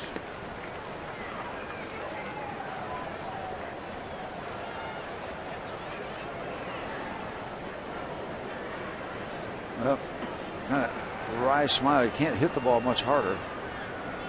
Bullet right at the shortstop. Pedro pops this one up foul. Chasing it is Arias. Got that spin. Tried to come back. Well, good thing the tarp was there. Tarp's not there. He's probably got a catch. Well, between what Cain has been doing and it seems like the Giants have been all over the base paths, we're still in the ball game. I mean, it has that feel like it could be 10-0. It's just 4 at this point.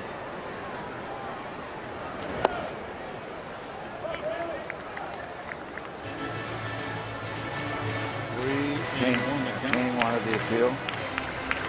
Well, put it in perspective, just in the 5th inning last night, the Pirates had 4 runs. They put up 3 runs in the 3rd, so they're certainly capable of bunching some hits together, but with 2 outs here, it's going to be tough this inning. 3-2 to Alvarez.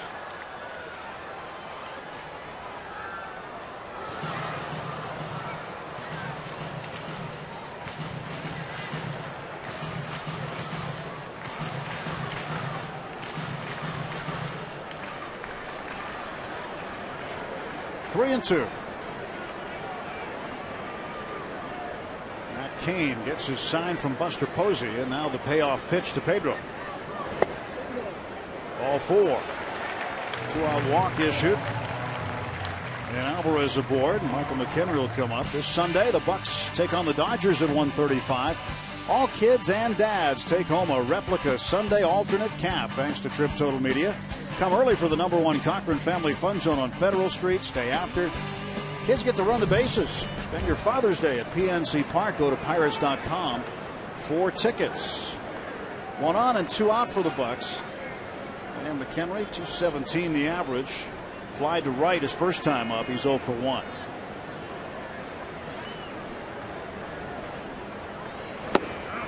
Takes a strike. You got to get into that statistical category of Matt Cain's where he's given up 13 home runs. A little quick offense.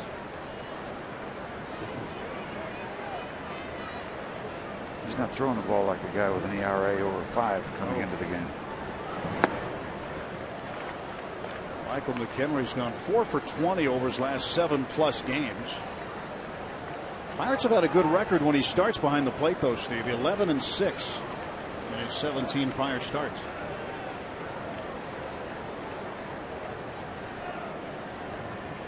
Cain's 1-1. And McHenry in the air to left field. It's carrying a little bit. Torres on the track. Gets behind it. Makes the catch for the 3rd out.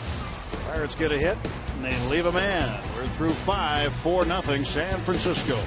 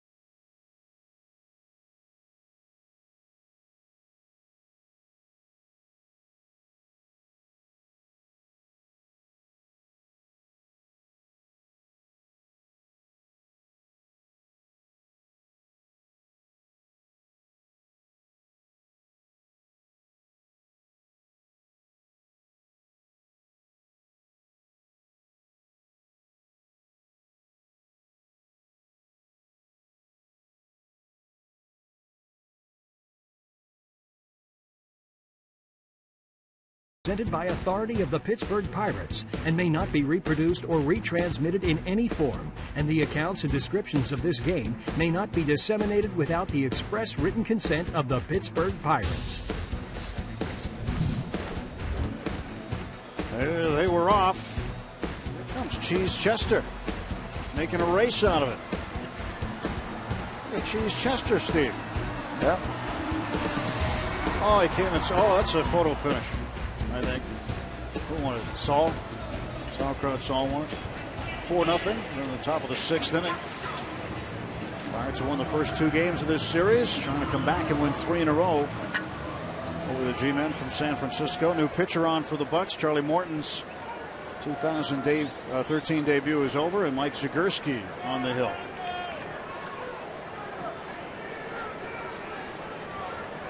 Appearance for Zagurski. Well, once again, we go deep into the bullpen. And a bunt attempt. This one's popped up. Oh, a ground ball, barehanded by Walker. He throws it away. And it went out of play, so base runner Noonan will be awarded second base. Hitting an error. The bunt was perfect because he got a lot of it. More like a slug bunt that got beyond Zagurski, and then it became a difficult play for Neil Walker. I would guess hitting an error.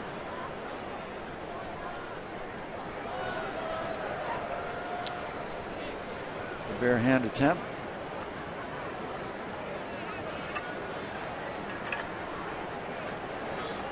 Too much traffic for Garrett Jones to possibly get around the runner, get that ball. Scoring position for Matt Cain. Nobody out. Cain will attempt to get the runner to third base. Punts a foul. So Charlie Morton's night is done. Charlie with 5 innings pitched, 7 hits, 4 runs, 2 of them earned. Walk 1, hit 3. Same guy twice, Brandon Crawford. And he struck out 5. Because of that error on the obstruction call at third base, that created 2 unearned runs. 1-strike pitch. He took a hack at it. Now it's 0-2.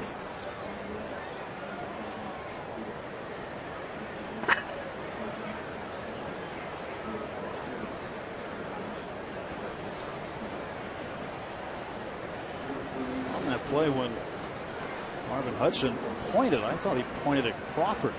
And not. I did too. Not Alvarez. Pedro gets the good hop here. Looks the runner back. High throw, but Jones keeps his toe on the bag. Cain is out. He's 0 for 3. Good thing Garrett Jones is a tall man at first base.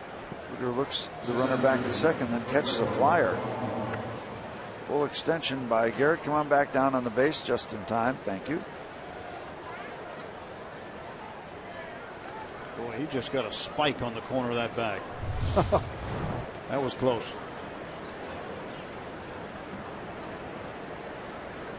One out runner at second. Back to the top of the order, Gregor Blanco. Blanco 1 for 2 with an RBI single. He's walked and scored. He deals him ball 1. Did we mention that we should credit Arias with a base hit on that ball that hit Pence? Yeah, we did that right away. Okay. Yep. All right. Yep. That's the way that's scored. That's one of those things that people don't see often, and they say, well, what happens there? Well, it's a base hit, but put out goes to the closest fielder. In that case, it was the shortstop, Jordy Mercer. Ground ball up the middle. That's a base hit. And Noonan coming around third. He'll score. It's 5-0 San Francisco. So the error proves costly, putting Noonan in scoring position. And Blanco's got his second RBI base hit.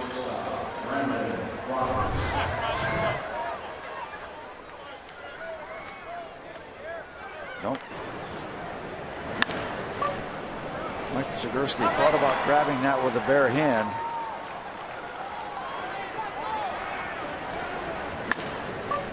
And he might have saved a run had he gotten the meat hand on it, but it might have cost him a broken finger or thumb. I know how that works.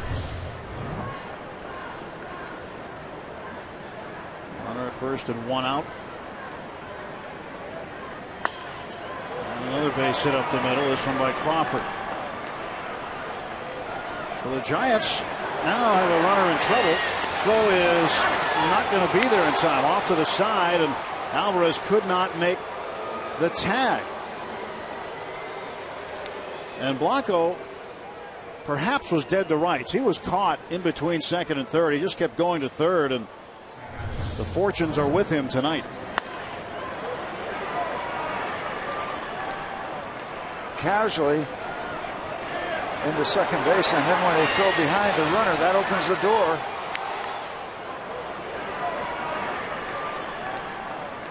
A good throw from Walker probably gets him.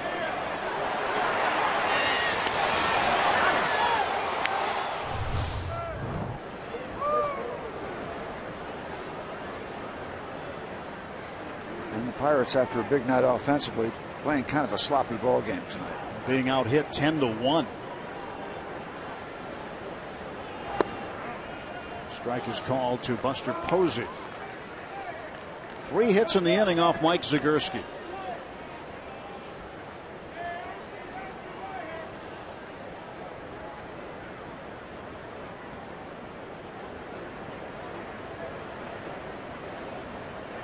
No balls, 1 strike to Posey.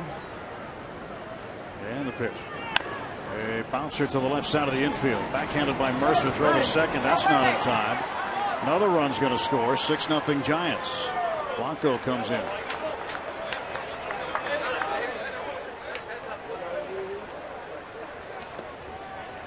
Everybody's safe. Crawford at second base.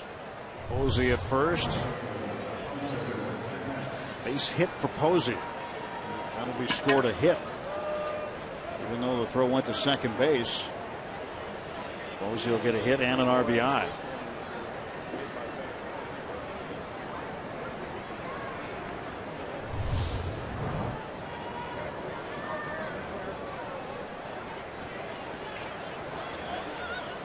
Parrott better be careful.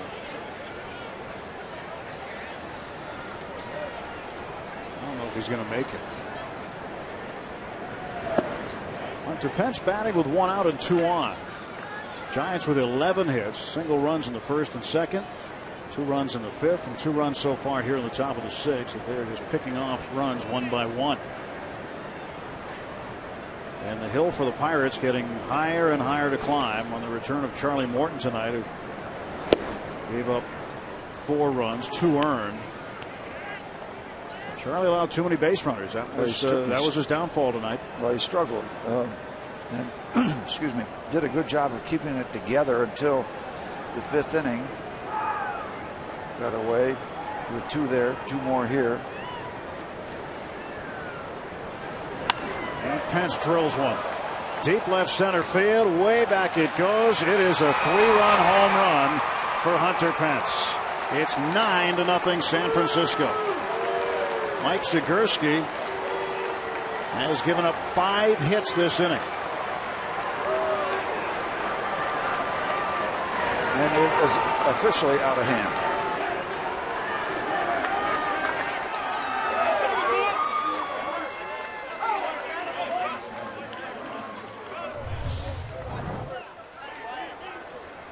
Yep, he chokes up, but he still has a lot of power, hitting it to the big part of the ballpark. The carrying breeze helps, but this ball is tattooed.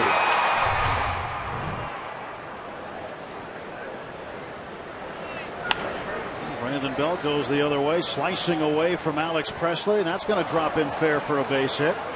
Belt heading for second. Presley's throw will be late and a double. So Zagurski getting battered around the ballpark. Double number 14 for Brandon Belt. And Mike came into the game with an ERA of 9. He's given up 5 runs on 6 hits so far this inning. This game has turned the other way. McHenry going out to talk to Zagurski to give somebody time in the Pirate bullpen.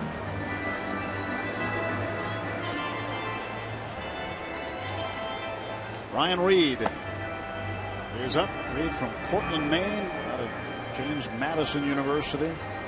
And you want to really save as many arms as you can because the starting rotation is really challenged. I guess that's the nicest thing you could say right now.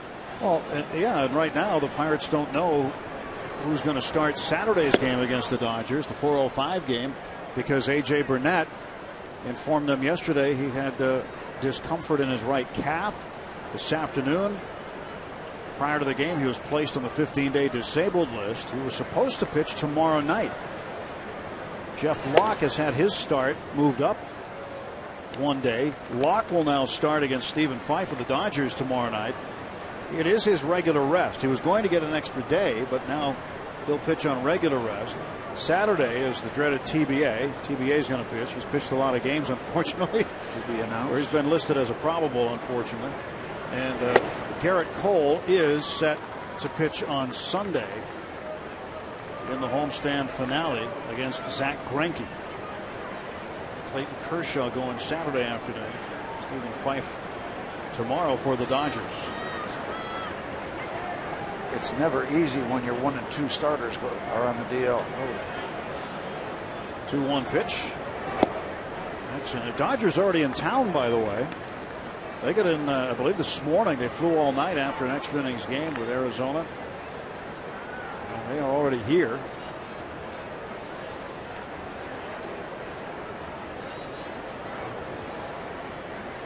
Three balls and a strike to Andres Torres, which hitter now batting right-handed against the lefty Zagurski.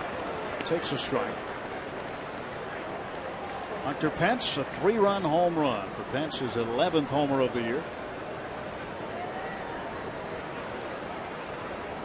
And he is bumping his average up near the 300 mark to go along with some other good numbers.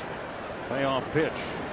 Swing and a miss, and Andres Torres has struck out for the 3rd time in the ballgame.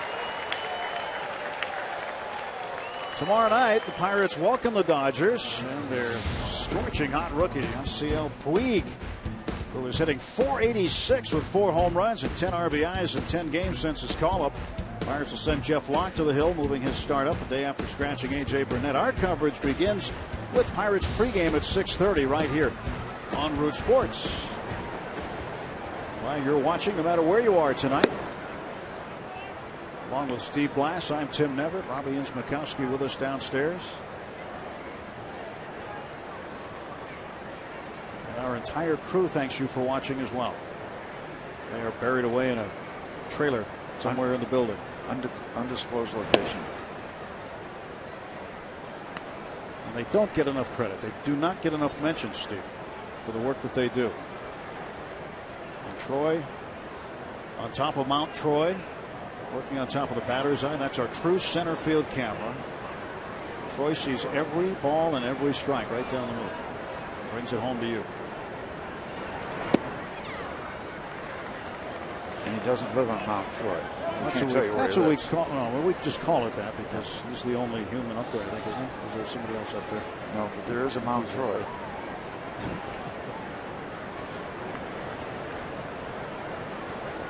Got all kinds of elbow room. No problem with workspace up there.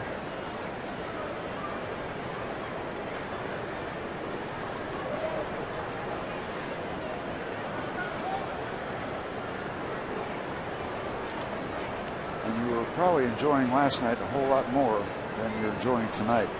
That was a lot of fun. This is not much fun at all. Giants trying to get even all at once. There is a ground ball to Walker at second base. They'll throw him out. And the inning comes to an end. A 5 spot for the Giants, paced by Hunter Pence's 3-run home run.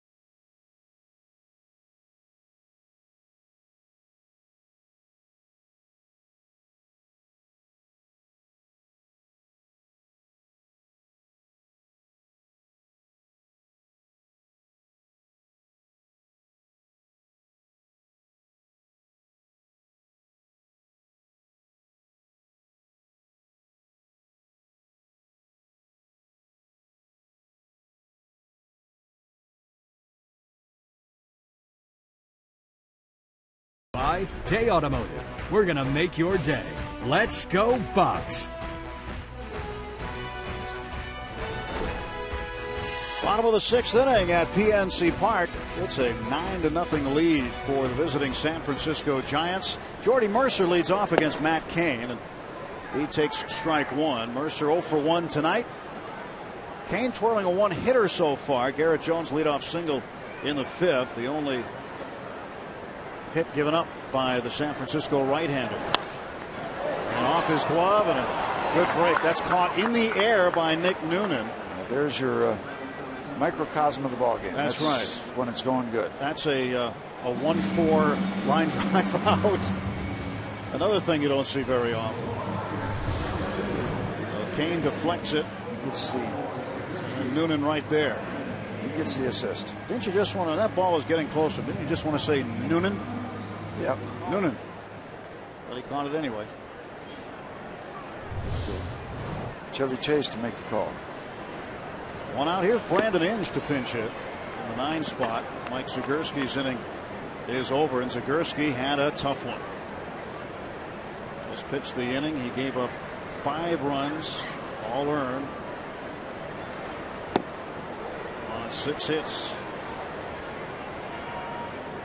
Didn't walk anybody. Struck out 1. He faced 9 men. So Inge, the pinch hitter.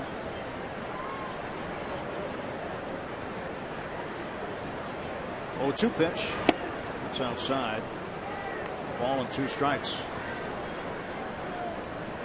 Well, if you're going to learn to be an official scorer, this would be a game to look at, wouldn't it? Yeah, there's been some bizarre stuff. 1-2. Inge. It's one toward the middle. Crawford behind the bag. Flips on to first to get him. And Matt Cain tried to kick that ball. Tried to stick his foot out and knock it down. He was afraid it was going up the middle. Why not? Why not? He deflected the previous play to the second baseman. Maybe he could get a little angle back and help the shortstop save a step or 2. That's the way the things are going for the Giants tonight.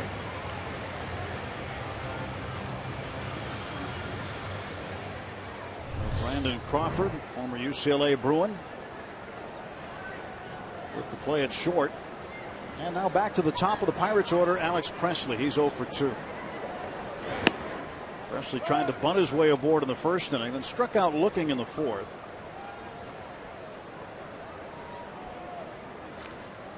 And the 3-time All-Star Matt Cain pitching like one tonight. And his 249th start, his 250th career appearance. And the 0-1. A little tapper to the right side. Cain will throw him out. It's a 1-2-3 6th for the Pirates. We'll head to the 7th inning.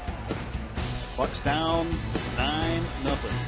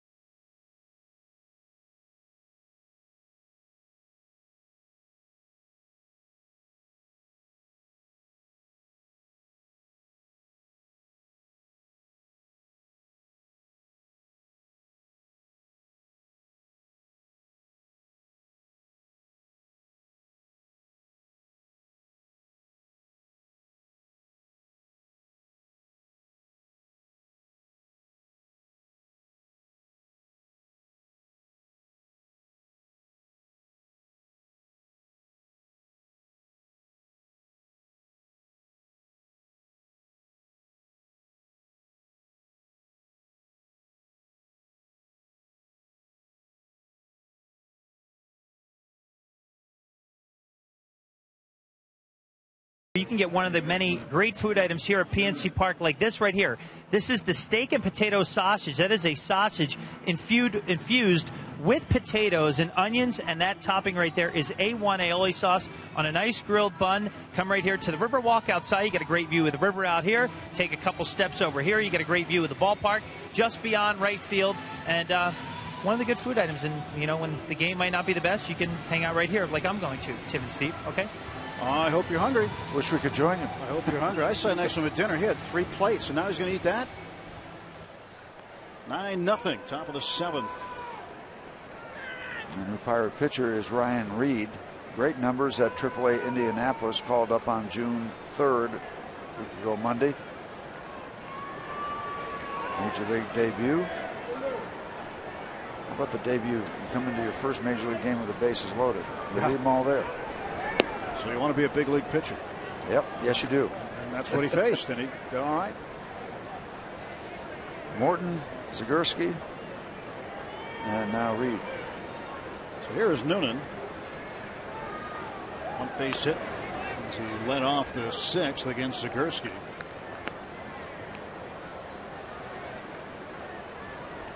No balls and 2 strikes for Noonan.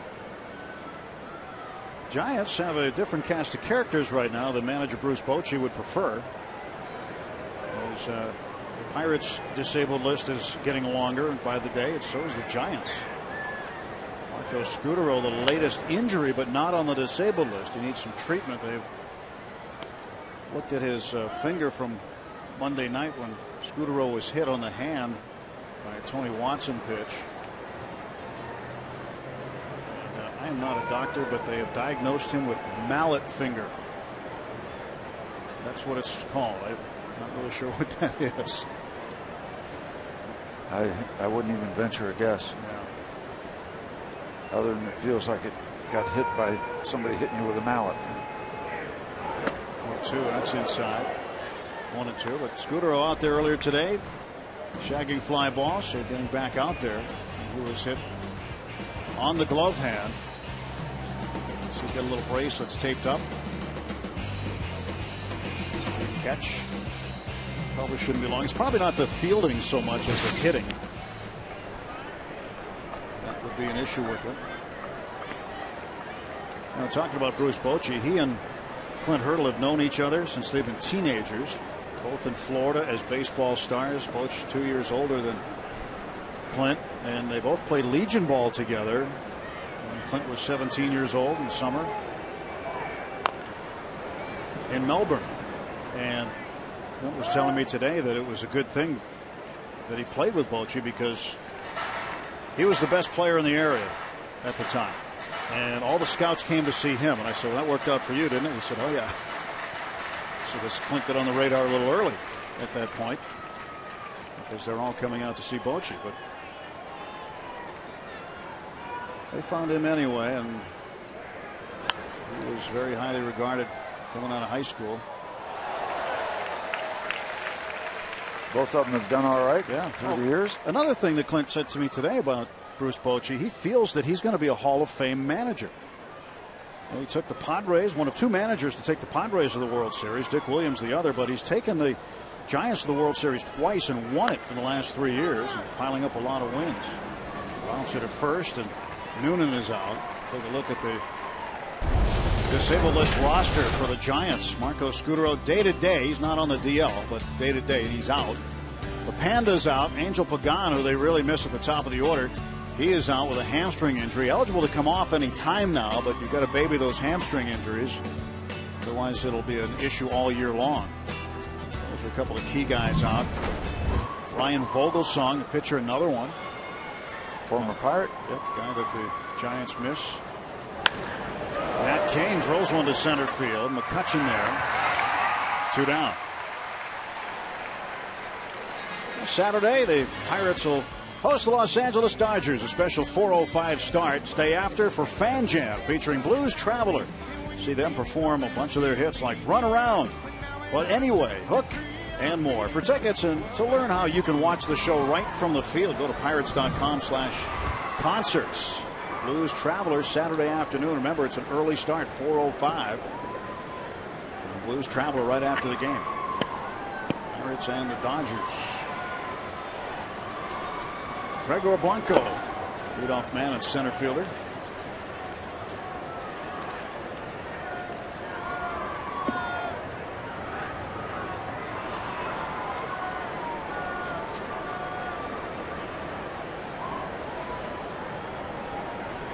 One ball, no strikes to Blanco. Blanco's had some success tonight. He's scored 2 runs, but he's also driven in 2. And if RBI singles. Excuse me, Tim. And if you took the number and the name off the back of Ryan Reed's uniform, you would know it's him pitching, because he's got that very distinctive style. He goes into the stretch position, and then he really separates early. You see the hand come out of the glove very early. There's some guys that do that. You know it's him when he releases the ball. The separation quick. A lot of guys will go back with the glove and the ball together a lot further. So, okay, there's Ryan Reed. Tell it very, very quickly. It's spectacular work at Indianapolis. Noticed him during spring training, Steve. He had some pretty good outings, short outings in 1 inning here and there. Now the Pirates are going to need all the pitching help they can get in the next several days, couple weeks maybe. Slice, keep slicing. In the seats.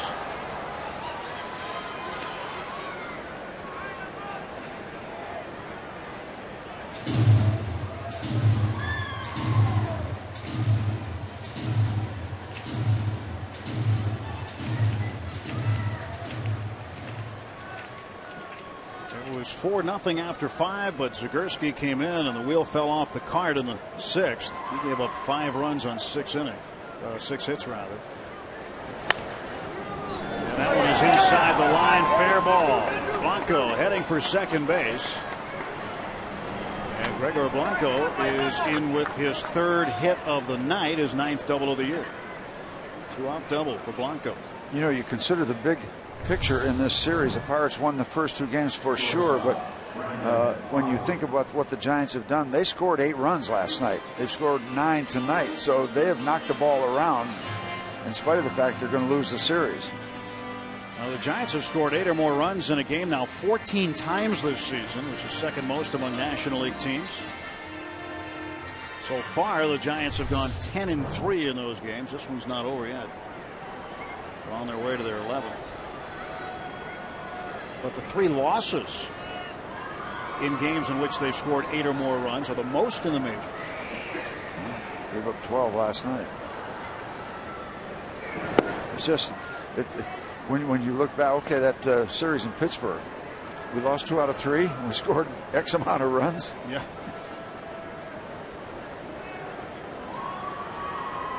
The Pirates will win the series. I was talking to Russell Martin with Tomas today, and he was pointing out that last night, even though the Bucs had 12 runs on the board, the Giants didn't quit. He said, their team reminds me of our team. He said, we don't like to quit, and we've come back in a lot of games. He said, they didn't quit at all last night. Well, this Giants team came into the series with the 3rd best team batting average in the National League, so they can knock the ball around.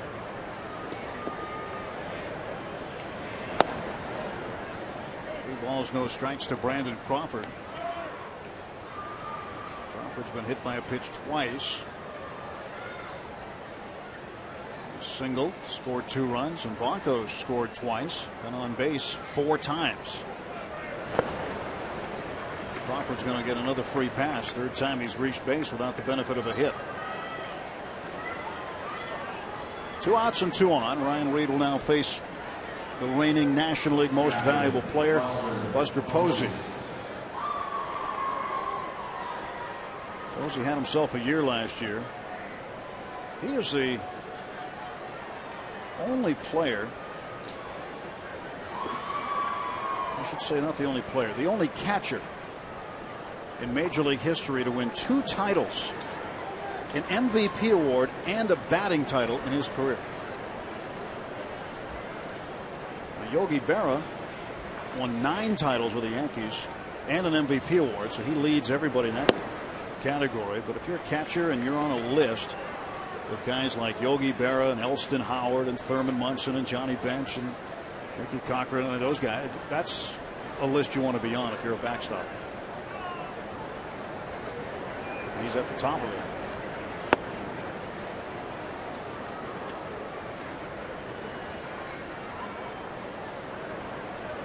Still quite young looking and certainly not built like the typical catcher. Ryan Reed's 1-1. Posey takes inside and low. 2 balls and a strike to the Giants catcher. Posey's been on base 3 times. Ground rule double, pair of singles, a couple of RBIs. Crawford at first, Blanco at second. 2 men out in the Giants half of the 7th inning. Strike call. And it's 2-2. Well, by the time you got to the 9th inning last night, even though the Giants had closed the gap a good bit, I think both teams were ready to put the lid on that game last night. The Giants kind of had the feel they'd been beaten, and the Pirates heading in the direction it's not going to go well for them tonight. You run into those games. But if you get in those games, say, all right, let's finish this one, put a lid on it, start even tomorrow. But the Giants will be heading out of town, and we'll have to try it against the Dodgers. Not that this is over, but it certainly is heading in that direction.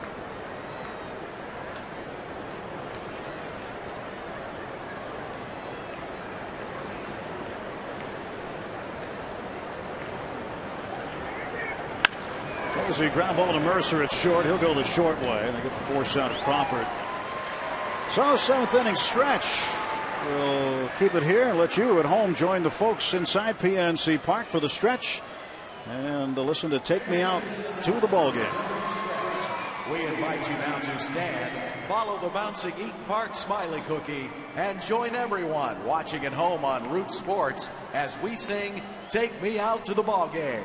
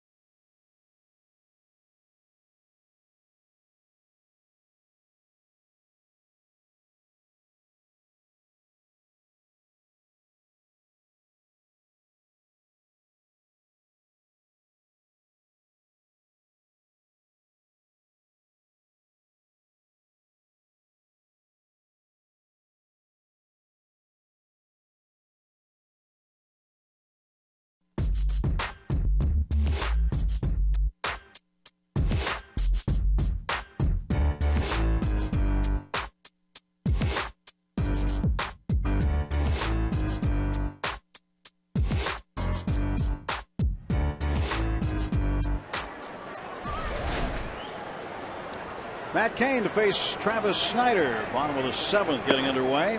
Robbie Mikowski and Steve Blass, Tim Everett here at PNC Park on this Thursday night. Final game of a 3-game series with San Francisco.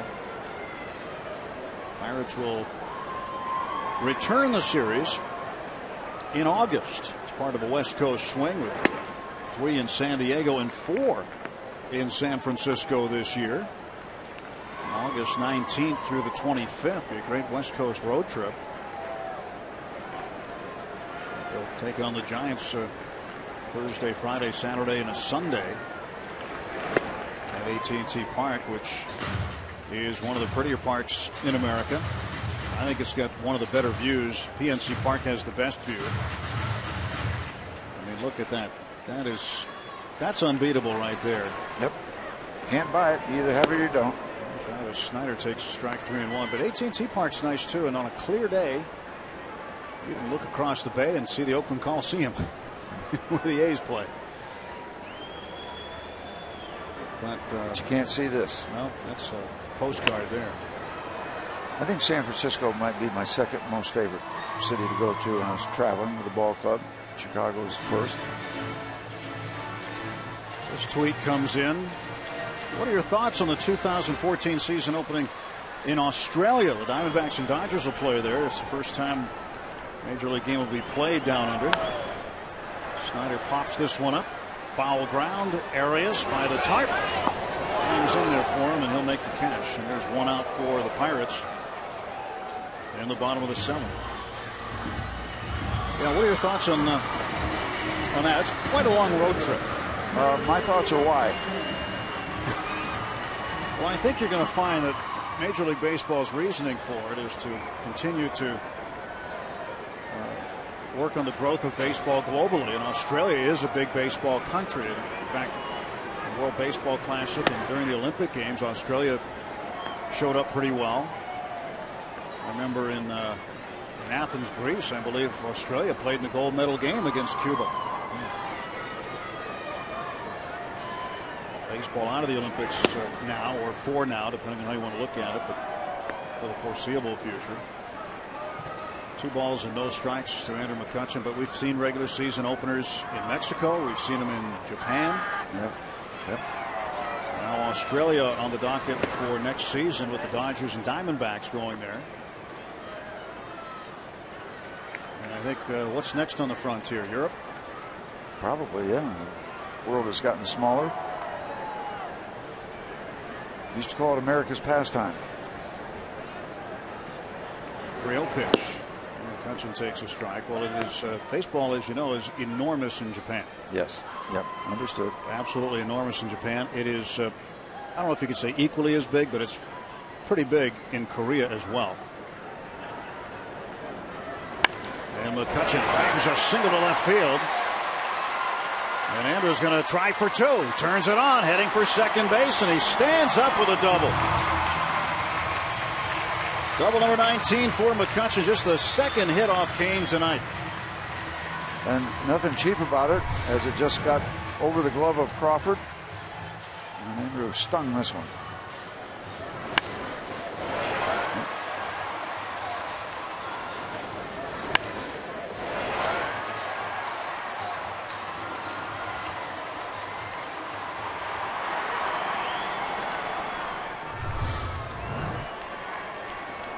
Well, the Pirates, man in scoring position. Garrett Jones, who had the first hit off of Kane in the 5th. He's 1 for 1 with a walk. He's reached base safely twice. And was erased both times when Neil Walker, batting behind him, hit into a double play.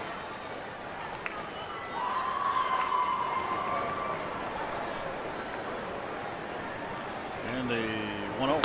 Jones lets this one high in the air to shallow right. Backpedaling is Noonan. Make the catch, and there are now 2 out for the Pirates in the 7th. But I think that's something that baseball's been in on a long time, though, is the global expansion of baseball. They have an academy in China trying to develop players, and based on population alone, you're probably going to find some ball players. Basketball had done that. Yeah, there's no question it is evolving in all directions. Pirates had a couple players signed from India who won a contest, actually, but ended up being signed by the Pirates. And I understand there's perhaps a motion picture going to be made about those 2 young men. I've read about that also.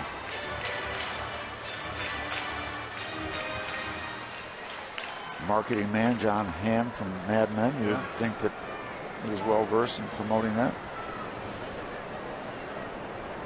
0-1. And Walker takes inside, and Steve is a veteran of the film industry, having made the cutting room floor several times. The latest cutting room floor experiment for Steve was the movie Abduction, the Taylor Lautner film. The only one. Yeah. Steve was focused on in the press box one day. He was sought out heavily by the movie company to be the announcer, the baseball announcer in the film. And we understand that it was absolutely outstanding, but due to time constraints, they had to cut you out. But I'm on the credits, and every once in a while a check comes. I mean, he's got a book. He's been in a movie. You know, I don't know, Steve. What else can you do? Yeah, not much. I can't figure out a rundown and who's guilty of what from home to third. I know I botched that one. I was so happy to get that second out. I was locked in on. Yep, Steve's going to the theater right after the show. Yeah, I should. Yeah, nice showing. He's here all week, folks. Make sure to tip the waitress. For your dancing and listening pleasure.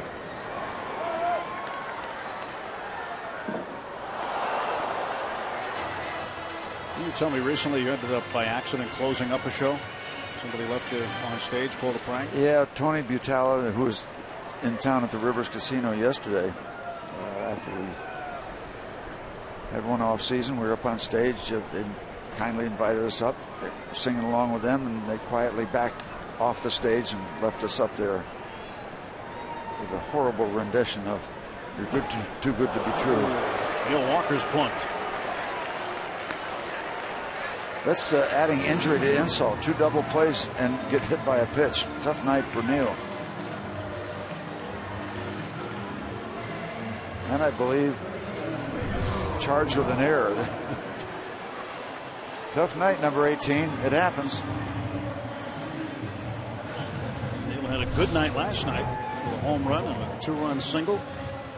Bruce Bochy coming out to get Kane, at least to talk to him. Doesn't reach for the ball. Maybe just checking to see how his starter's doing. He has had action in the bullpen. Yeah, why push it if you don't have to? He's got the ball. It's a 9-0 lead late. So Matt Cain, who has given up just 2 hits and one of his better performances tonight, he leaves the ball game up 9-0.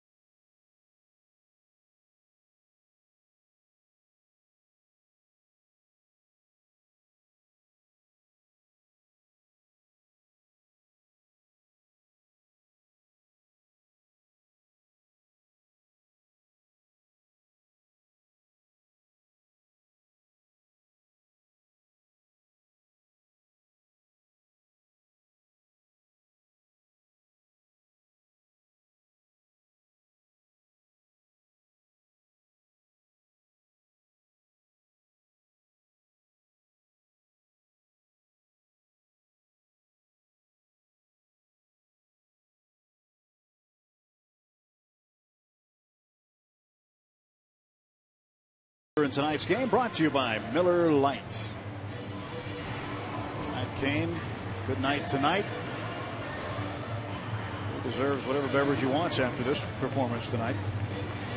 Much better. He has struggled along with Lincecum and Zito on the road. Struggled mightily, but looks like he's going to pick up W here. Pick up his 5th win. Javi Lopez. Talk about specialist. 27th appearance, 16 innings. Bob Tilton said last night on the radio that he's baseball's version of a kicker in football. But I had the conversation with him a couple of years ago when he was with the Pirates. We were sitting in the clubhouse in Wrigley Field talking about it, and he insists that he can get right-handers out too. The problem is he doesn't get many opportunities to get right-handers out. Can't prove it. But he is good at what he does. 2 on, 2 out. McCutchen at second base, Walker at first, and Alvarez at the plate. Pirates being out hit tonight 14-2. And the pitch misses. 2 balls and no strikes. And Lopez has that sweeping breaking ball. Standard issue for lefties. Lopez makes his home in Golden, Colorado, just to the west of downtown Denver.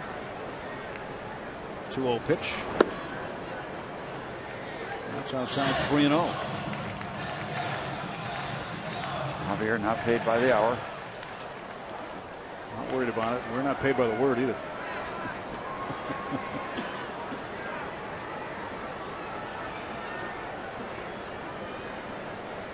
Pedro has 25 runs batted in his last 27 games.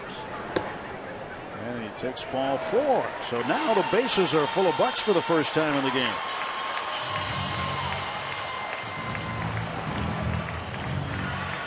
Well, the wrath of Chuck tweets us, Steve. I'm from Australia, and these 2 games will mean so much to so many baseball fans here.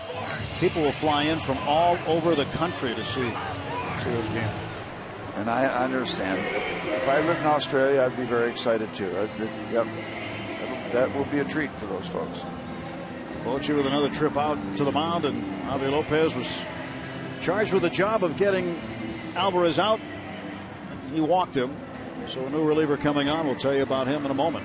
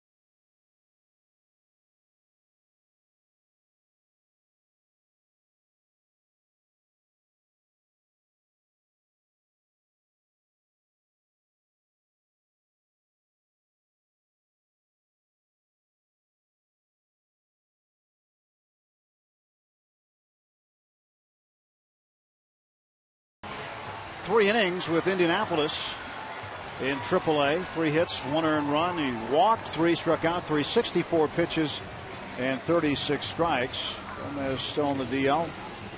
Right forearm strain, but able to pitch tonight, and will continue his rehab stint. That's a lot of pitches. 64 in 3 innings. Yeah.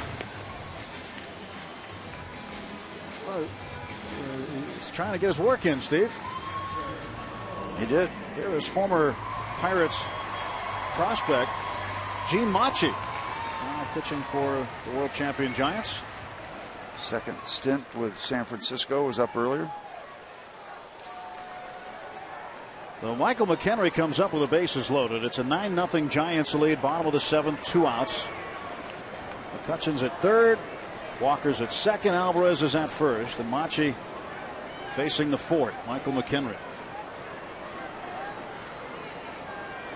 Goes 0 for 2 tonight. Last time up in the 5th, he flied out deep to left. He will take a strike. Well, part of the ball game. This kind of ball game, where you try to max out your at bats. get a chance to come in from the bullpen, have something positive happen. Not much you can do right now about the score. Just do what you can. Machi's 0-1.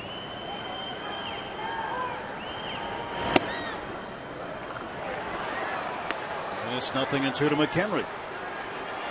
Well, Michael finds himself behind in the count as Machi comes in, pumps in a couple of strikes right away.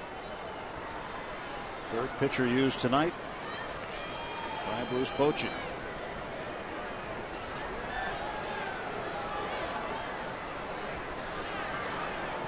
And 2 the count. And that one is foul tipped. Posey couldn't hang on.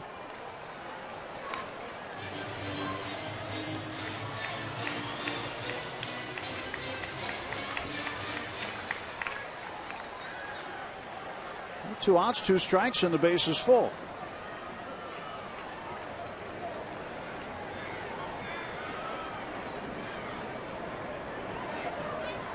Machi ready to go. Right-hander delivers home. And a weak swing, not a good one by the Ford. He was fooled. He strikes out with the bases full. On to the 8th inning at PNC Park. Giants 9 and the Pirates still a 0.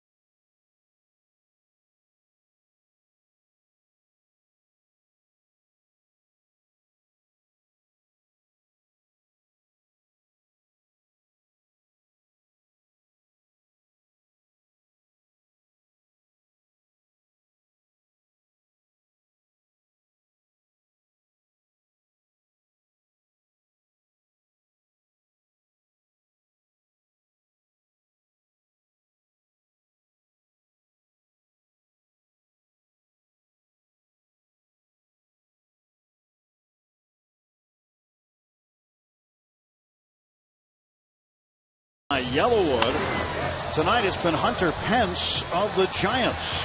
A 3-run home run in the 6th inning. And for Pence's 11th home run.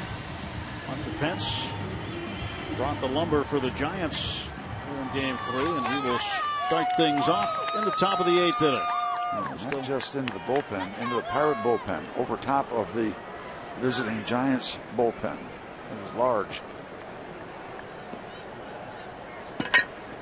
Ryan Reed will face Hunter Pence.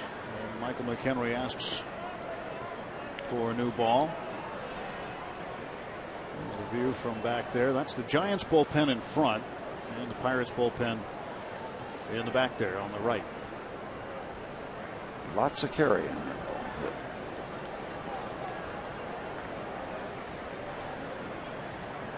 You know, that's not a bad example for youngsters in Little League or whatever. You can still have a lot of power when you choke up on the bat. Example right there.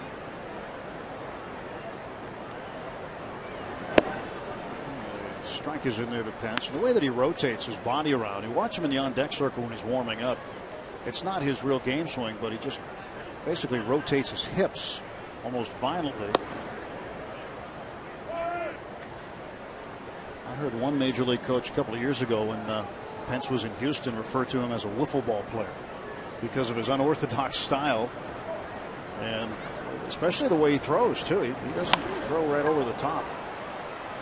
Flies this one to right field. Snyder is there. And Pence is out. He's a good player. I mean, he's a great player. Kind of looks like he might be awkward. Flat play.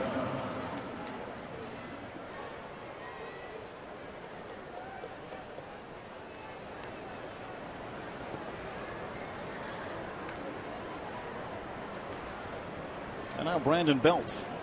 Looks like Belt's going to get a bit of a break here and there at first base coming up. Giants made a couple of moves earlier today. And they brought up Jim Dunning, first of all, a right-handed pitcher. Ramon Ramirez was designated for assignment. Brett Pill was sent down, an infielder. And Hector Sanchez, a catcher, was brought up. So right now, along with Guillermo Queiroz and Buster Posey, 3 catchers on Bruce Bochy's roster, former catcher himself. But what may happen soon. Has Posey played some first base? He will go to first base when Sanchez catches. So they'll get his bat in the lineup, and then Belt will come out. And they will do that perhaps against the left-handed pitcher to get Posey's right-handed bat in against the lefty instead of having Belt have a left-on-left matchup. But that is something that they will probably see as soon as next series when the Giants visit the Atlanta Braves. They will take off from Pittsburgh tonight, and their charter will head to Atlanta right away.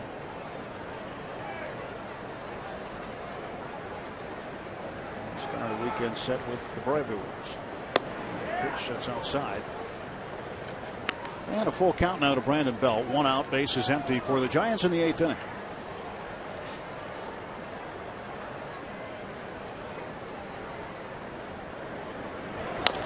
Is bounce just foul to first. You know, talking about the 2-game set to start the season in Australia next year for the Dodgers and the Diamondbacks. What's the farthest away you ever played from home? I mean, would it be in the major leagues on the West Coast, or did you, or somewhere in the minor leagues? Yeah, West Coast. I played in the Dominican, but I think probably is further to go out west to California. I don't know the mileage comparisons. Now, where's the only place you played where they had machine guns in the dugouts? Dominican Republic, Santiago. Remember it well. Not machine guns in the bat rack where you could just go pick one up, but they had armed guards. Capablancos, they were called. They were military police, armed. Trujillo had just been assassinated, or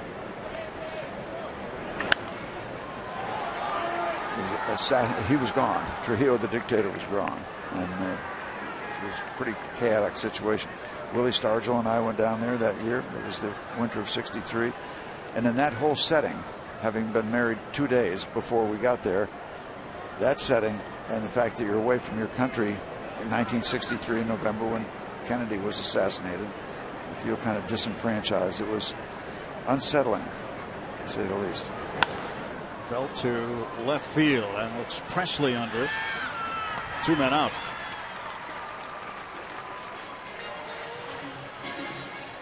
Well, this week's Sunday Night Classics: Ron Francis, Larry Murphy, Scotty Bowman, Troy Loney, Sean McEachern, and Yuri Hudina recall Game 1 of the 1992 Stanley Cup Finals against the Chicago Blackhawks. Hear their game memories while you relive this unforgettable Pens comeback in Game 1 victory. It's Sunday Night Classics. Pens come back at the Igloo Sunday at 8 on Root Sports. Talk about memories. The Igloo. Just that word.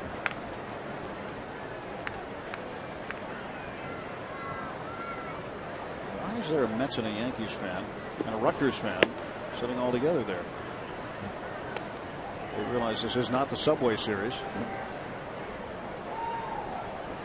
And well, that gentleman's on the wrong side of the state of Pennsylvania. He's on the he should be on the eastern side of the Commonwealth, don't you believe?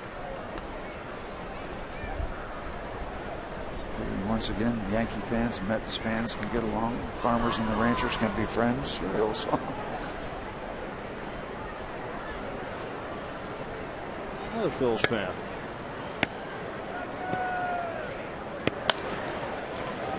Torres to the hole. This would be a base hit for Andres Torres. Big night for Torres, a 4-hit game. I beg your pardon, a 1-hit game for him. I'm confused for a second with Blanco.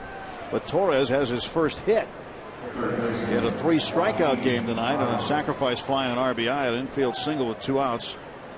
Torres put a ball in a tough spot for Mercer to make a play on. Well, what about some of the great Giants you got to pitch against when you went out to San Francisco, Candlestick Park? They were loaded up pretty good. McCovey was there, Mays was there, Jim Ray Hart was there, Jim Davenport, and Mr. Marichal.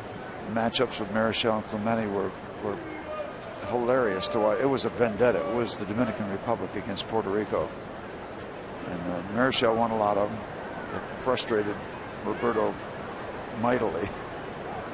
See, Marichal had 5 pitches, but they could be delivered from 5 different angles. That gives him 25 different pitches. Yeah, he had such a pretty good high leg kick too. Oh yeah, he had that going on. And Herman Franks would never take him out. That guy looks familiar. That is a dead ringer for Brian Wilson. Yeah, we're not talking Brian Wilson of the Beach Boys either.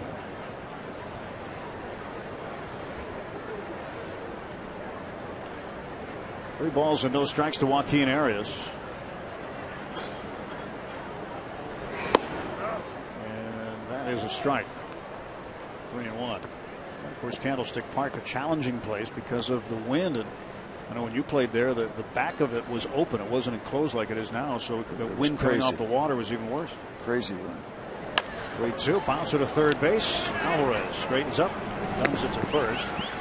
We will now head to the bottom of the 8th inning. Ryan Reed finishes up. It's 9-0 Giants.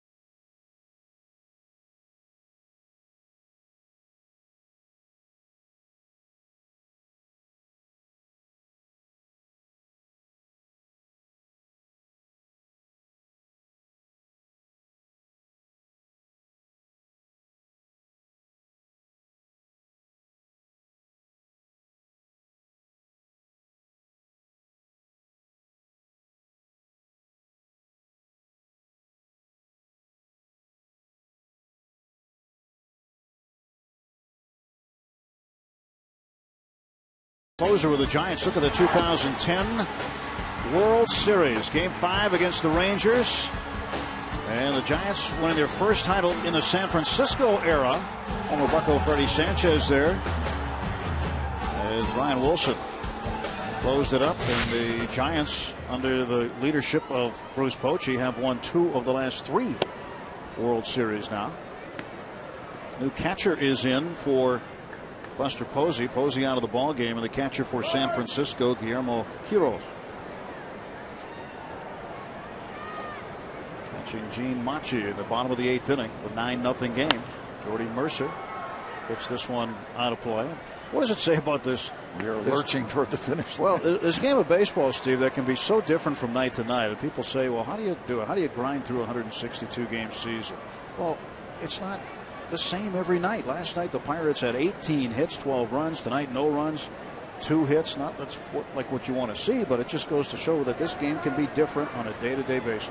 Well, the thing you're always encouraged to do is not to get too high after a win, too low after a loss, because tomorrow you got to do it again. Keep some kind of a mental balance, emotional balance, and realize you got to crank it up from scratch again tomorrow. Gabby Sanchez will come to the plate for the Pirates. Got that good advice from Jim Bunning early on when Jim Bunning came over from the Phillies to pitch a couple years for the Pirates, and it wasn't a successful trip for Jim. He was hurt most of the time, but you learn things from guys like Jim Bunning when they come to your ball club. You pitch when you're hurt, and he was hurt, and he went 4-14 because he took the ball every day. And some good lessons, not just about pitch. Don't. And he taught me that. He said, you just pitched a shutout the other day. Don't get too high. You got to go out there and you got to do it again tomorrow or the next time you get a chance. Gabby Sanchez has been swinging a pretty good bat. 252 the average for Sanchez. Last night started, had a 3-hit night. Drove in a run with a double. Had 2 singles to go along with it. He was 3 for 4. And the game won by the Pirates 12-8. But you talk about pitching against the Giants early on in a career. When you're 22 years old as a rookie and you think you might still have Willie Mays' bubblegum card in your back pocket. Oh, there he is. He's going to hit next. Sanchez goes down looking. 2 straight called out on strikes. Mr. Machi is doing quite nicely here, coming on to relieve Kane, whose final numbers were squeaky clean. 6 2/3 innings, no runs, a couple of hits, a couple of walks, 3 strikeouts.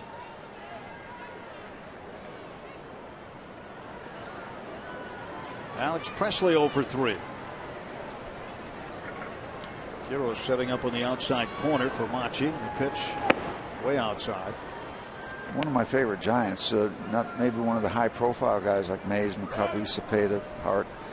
Robbie Thompson later on. I thought he was just a great pro. Just enjoyed the way he approached the game day after day. Now you pick guys out, and a lot of the high-profile guys you enjoy seeing, and sometimes they become a favorite. But it's kind of neat to pick out a guy that maybe doesn't get all the headlines and follow him, see how he goes about his job. Robbie Thompson was in that category. 1-1 pitch. It's fouled back. Think about even later on, a couple of guys who really helped the Giants and were fun to watch in the late 80s. The members of the Pacific Sock Exchange, Will Clark, Kevin Mitchell. And they had one of the best bunters in the business at that point in time, Brett Butler. Former Pirate Big Daddy Rick Russell pitching for him. Donnie Robinson did some pitching for the Giants. 1-2 pitch. And this one's poked foul. In fact, Donnie Robinson was the starting pitcher the night the earthquake hit in the World Series against the A's. And Don, I've talked about that down in Florida. Donnie lives in Bradenton. And he gave me his side of the story on that and how he was underneath and waiting to come out, and just all the unnerving moments in 1989 when the earthquake hit in San Francisco. That's hard to imagine what that whole scenario was like without being there. Gene Machi, the stretch, and the 1-2 to Alex Presley. It's up high, 2-2.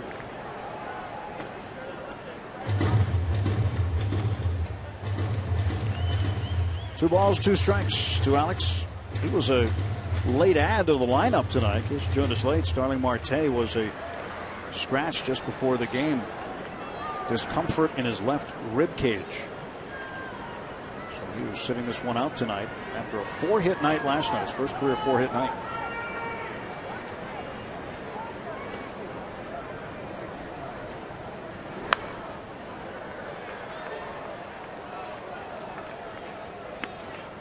And tomorrow night the Dodgers come in. First of a 3-game weekend set. It's a free shirt Friday here at the ballpark.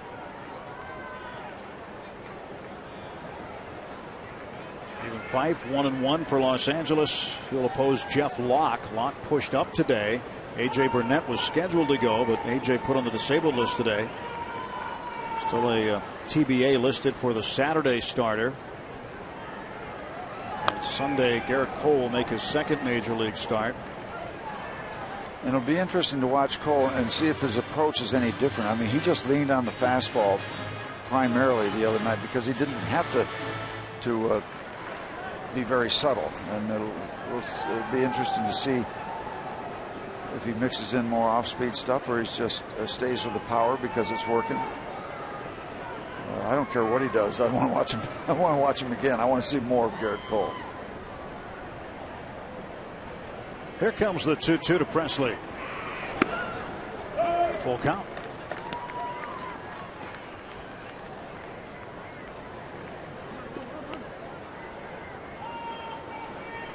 Garrett Cole, pretty good debut. A lot of excitement around the ballpark. Better than 30,000 showed up to watch him pitch in game 1 of this series. He beat the defending world champions for his first major league win. The thing I was really impressed with, and I think a lot of people were, the command that he showed. The strike to ball ratio was off the charts. Well, yeah, your first major league start, if you don't walk anybody, that's impressive all by itself with all that's going on and how long you've been waiting to do that. Looking forward to start number 2 on Sunday. He will oppose Zach Greinke of Los Angeles, American League Cy Young winner. Good battle between Presley and Machi. Yeah, and on Saturday, you've got a Cy Young and Triple Crown winner in Clayton Kershaw opposing a Pirate yet to be named.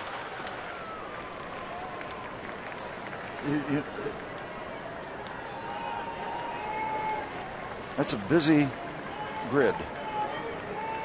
PMC Sports Medicine strike zone. 11th pitch of the at bat. Presley gets it right into the glove of Machi. And the Pirates retired in order in the 8th inning. Go to the top of the 9th at PNC Park. Giants 9, Pirates nothing.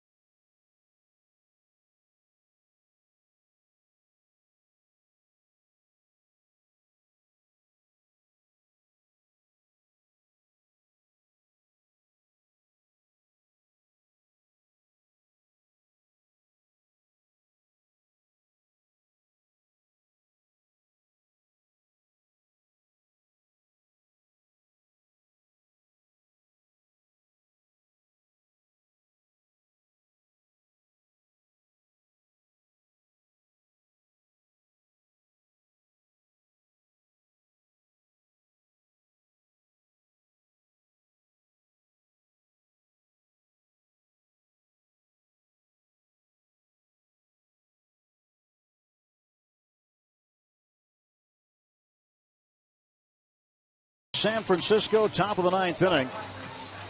So we take a look at the road ahead for the Pirates, brought to you by Nissan. Bucks open up a 3-game set with the Los Angeles Dodgers tomorrow night. For the Dodgers, Stephen Fife making his 4th start of the season. He's 1-1, 378 the earned run average. And for the Bucks, Jeff Locke 5-1, 239 his earned run average. Locke has been the Pirates' most consistent pitcher.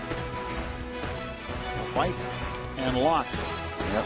Tomorrow night. Speaking of Jeff Locke, I want to thank Jeff and Jeff Carsons for attending our Cystic Fibrosis 65 Roses reception. Very nice turnout. They do a wonderful job, and they make pledges for Pirate home runs. Unfortunately, that didn't happen tonight. But, you guys are nice enough to come in and sign some autographs and say hello to some people who are really happy that they support the fight against cystic fibrosis. And the club 65 Roses, named after a child who couldn't pronounce cystic fibrosis. It came out 65 Roses, and it's just taken off. Most major league teams have a chapter of the 65 Roses Club, and it's appreciated. 2-0 pitch is fouled back. I know that certainly the chapter appreciates the work that you and Greg Brown do for them, along with all the Pirate charities that we're involved with, the organization. By the way, it was good to see at the Pirates Charities event on Monday at Seven Springs, the Sporting Clays Invitational. Yeah, I didn't shoot anybody that I know of. I mean, I left and everybody was upright. Well, there might have been some friendly fire, but it hasn't been reported yet. Anytime anybody trusts Steve Blass with a firearm in his hand, a pretty strong individual. Did you hit anything, though, other than a stray tree? Yeah, I hit some of those clay pigeons. This one's drilled to right center field and deep. And Noonan gets it out of here. That is a home run for Nick Noonan. And it's now 10-0 San Francisco.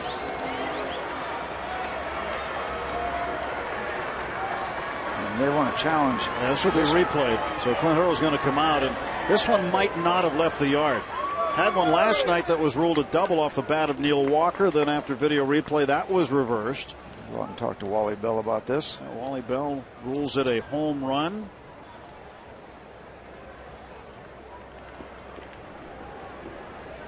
And now Tim McClellan, the crew chief, will come out, and he can't leave because he's the home plate umpire, but the three base umpires will head out there. And if it is a home run, it would be the first major league home run for Nick Noonan. But let's see where it lands or where it hits. Oh, no, not a home run. On the yellow railing, the cushioned yellow railing. You know, that's going to be an easy one. Got to clear that. So we'll probably, put him at second base?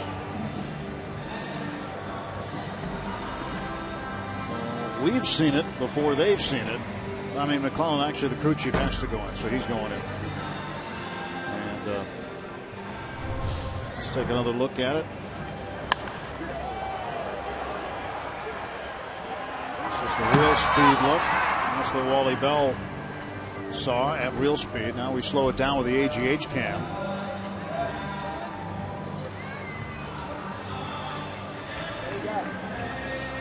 That's not clear. Neil Walker had the opposite happen to him last night. He didn't think he had the home run last night when the ball hit the chair in the front row. But Noonan in the dugout. He will be called back. And that 10th run will come off the board.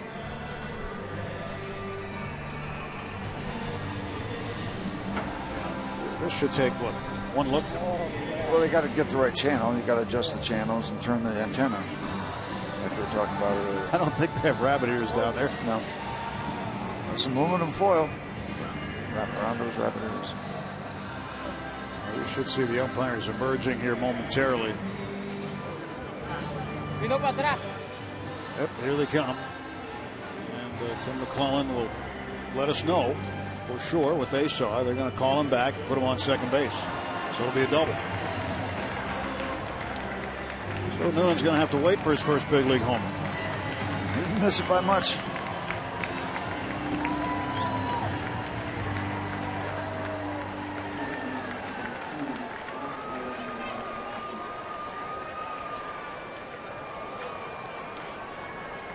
So in 2 nights we have had video replay get it right.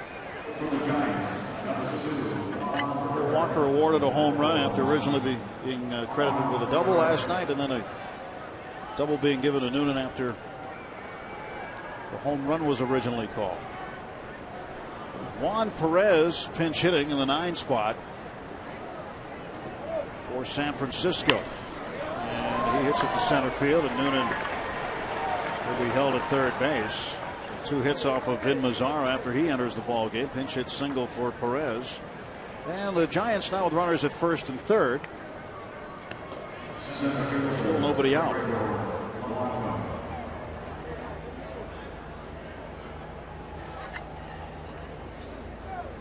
Gregor Blanco has a 3-hit night. It's 3 for 4 with a walk.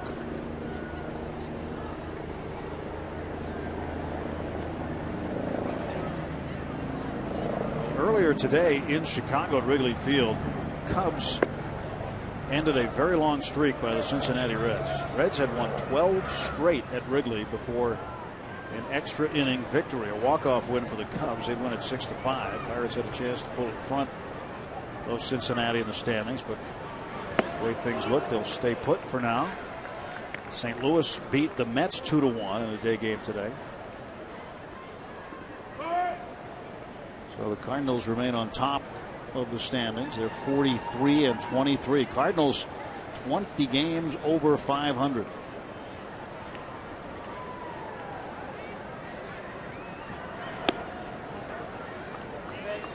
How about this division? Milwaukee and Chicago 15 and 16 games out respectively. And the Pirates, Reds, and Cardinals all within 3 or 4 games of one another. The Pirates are going to drop down to 4 after tonight, assuming they don't get 9 in the bottom of the 9th. Saw the Reds do that earlier this year, by the way. They got 9 in the 9th inning of the game. As Blanco goes down on strikes. And there's 1 out for San Francisco. Before I forget, Tim, I want to wish you a happy birthday. Really? When is it? It's not today. When is it? My birthday is during spring training, and you always forget it. Well, happy birthday. I want to be the first to ask. Thank you very much. Mention that. Thank you. Searching a little bit here in the night. The happy Arbor Day to you. Forgot to wish you happy Arbor Day. Yep.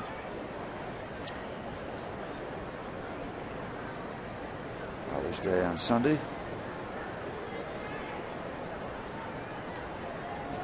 Bob's going to be having a birthday soon. I just don't know when. Yep. Bob's going to turn 29 again. Happy birthday to Greg, too. Why not? Sure. It's 9-0. It's not his birthday, but we'll say it anyway. Crawford swinging a miss. Yeah. Bob's a kind of a Thanksgiving time of year. He's a postseason birthday. And Greg's a November guy. Yep. Rocks is during the season.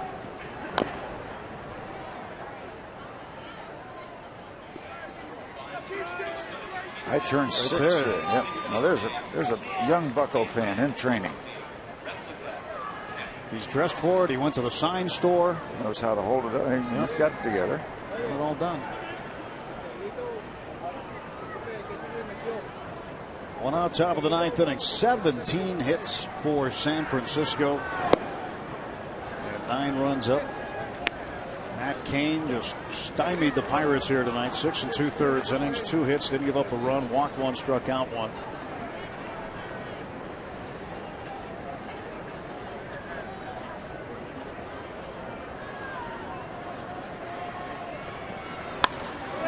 To the gap, and over there to cut it off is McCutchen. And Noonan is going to tag and score. Now it's 10-0. Perez will head down to second base as the ball got away. So Crawford, the sacrifice fly and an RBI. His 27th run batted in, gets Noonan across.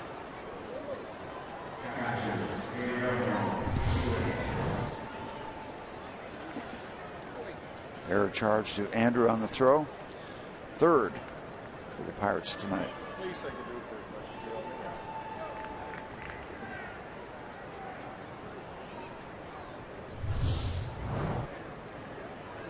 Sure, in a different scenario, I would think that Garrett would just put the body in front of that.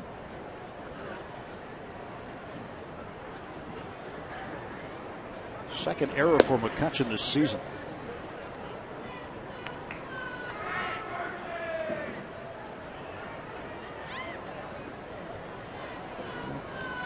Perez at second now with 2 men out in the Giants' 9th.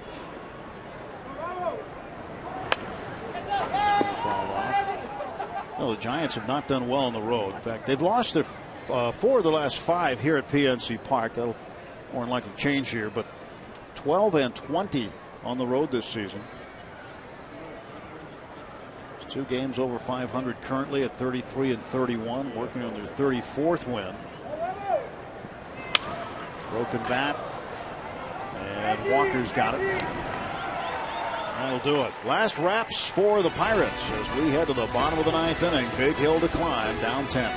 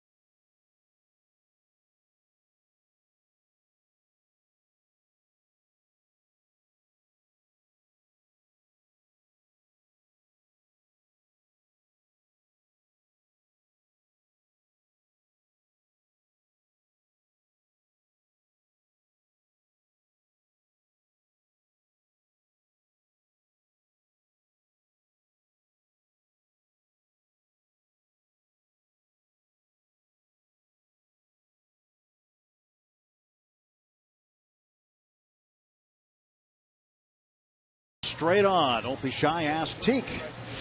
Text the word Teak followed by your question and name to 412-412 and see if Teak answers it during Pirates postgame tonight, presented by Allegheny Sports Medicine. After the game on Root Sports, Kent Jacoby ready to go. He's ready. He and Rob King getting ready to break this one down. Sure enough, Affelt is ready at the bottom of the 9th.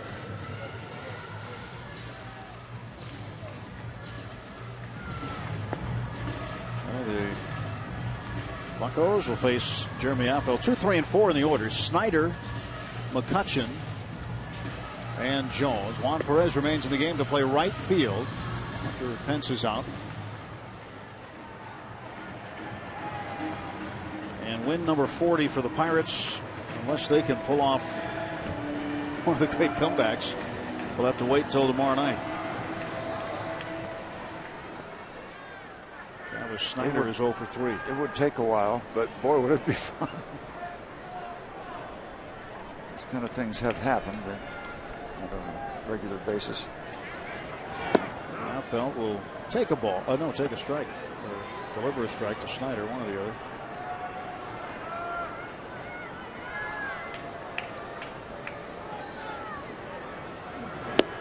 Breaking ball. That's also in for a strike. 0-2. Affelt comes out throwing strikes. Washington defeated Colorado tonight 5-4 in the National League. Kansas City put 10 runs on the board tonight. Beat Tampa Bay and St. Petersburg 10-1. We got to think about what we can possibly say to Rob and Teak. What can we possibly add to this? Well, maybe we'll talk about Snyder's base hit. 3rd one of the game for the Pirates. A leadoff single in the 9th. And the tying run is in Monroeville.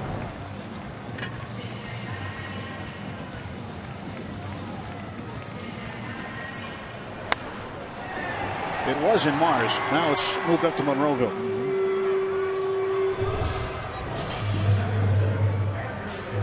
Andrew McCutchen with Snyder at first base. McCutchen's 1 for 3 with a double. I actually rented a small place in Mars way back in the day when we were renting places around Pittsburgh. People from Connecticut would call us, "Where are you staying?" "We're staying in Mars." I'm like, "Thanks a lot." Yeah. People who aren't from Pittsburgh thought you were telling a joke. Jay Bell actually spent a season there when he was playing for the Pirates. He had a place up there. Back in the day, it was all apple trees up on Babcock Boulevard. This pitch fouled off by McCutchen. 0-2 to Kutch.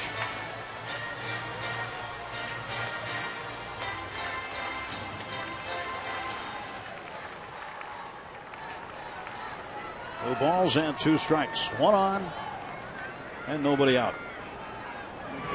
And McCutchen strikes out.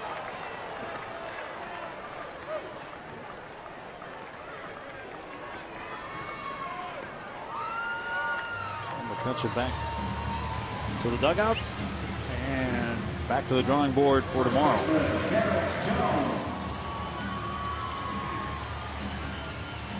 Barrett Jones is 1 for 2. He walked in the second inning.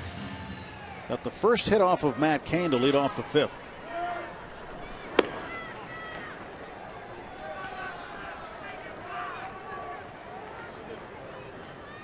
Look at that. They each got a ball, so 2 in 1 group. Yeah, those guys will be leaving happy about that. Not about the score, but at least they each got a baseball tonight. That's a big thing. Getting baseball at a big league game. There's something about holding on to a baseball. If you're a baseball fan, have a baseball in your hand. Jones fouls this one back. 2-1. Think about how you can grip it, how you can make pitches and stuff. That starts at an early age for a young baseball fan.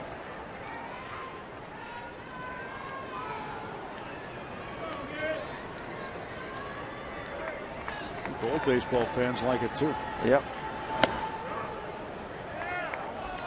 Retired pitchers might like it. Something about a baseball. Steve's got one here in the booth. Always standing by. Comfort. Comfort. Yeah. Just brought a glove too. Big league ball. 3-1. Jones makes it a 3-2 count. And how could you throw this and not know exactly where it's going? I still wonder about that. Seems like such a simple thing. You throw it and it goes where it's supposed to go. And it did for a long time. Well, it did for a long time. It does now again. You pitch well at fantasy camp by all reports. Yeah. Yeah. You come back and report about your shutout innings and things like that. Just took 30 or 40 years off. Full count to Jones. Baseball.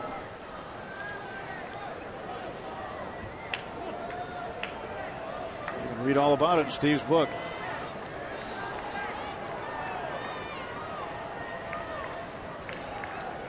Payoff pitch foul back.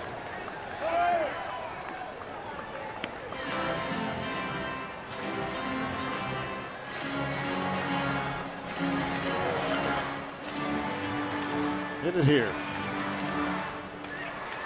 1 out, bottom of the 9th of a 10-0 ball game.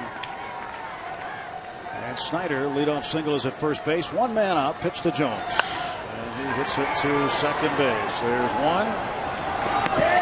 There's 2. And that is your ball game. This one is in the books. Pirates win the series 2-1, but Giants brought their hitting shoes tonight. Now hit the Pirates 17-3 and taking a 10-0 victory. So back to the drawing board tomorrow as the Dodgers come in a fresh series. New opponent and another chance to win a ball game tomorrow night. Yep, start from scratch. Weekend series. Hope to see a lot of you folks out here. The Bucks still 12 games over 500. Dodgers always popular draw here in Pittsburgh. Come on out and watch the Bucks in Dodger blue. The Pirates shut out at home here tonight by a 10-0 score at the hands of the world champion Giants. Let's send you over to our postgame guys, Rob King and Kent Tekulve, guys. Tim and Steve, thanks very much, and so it goes sometimes.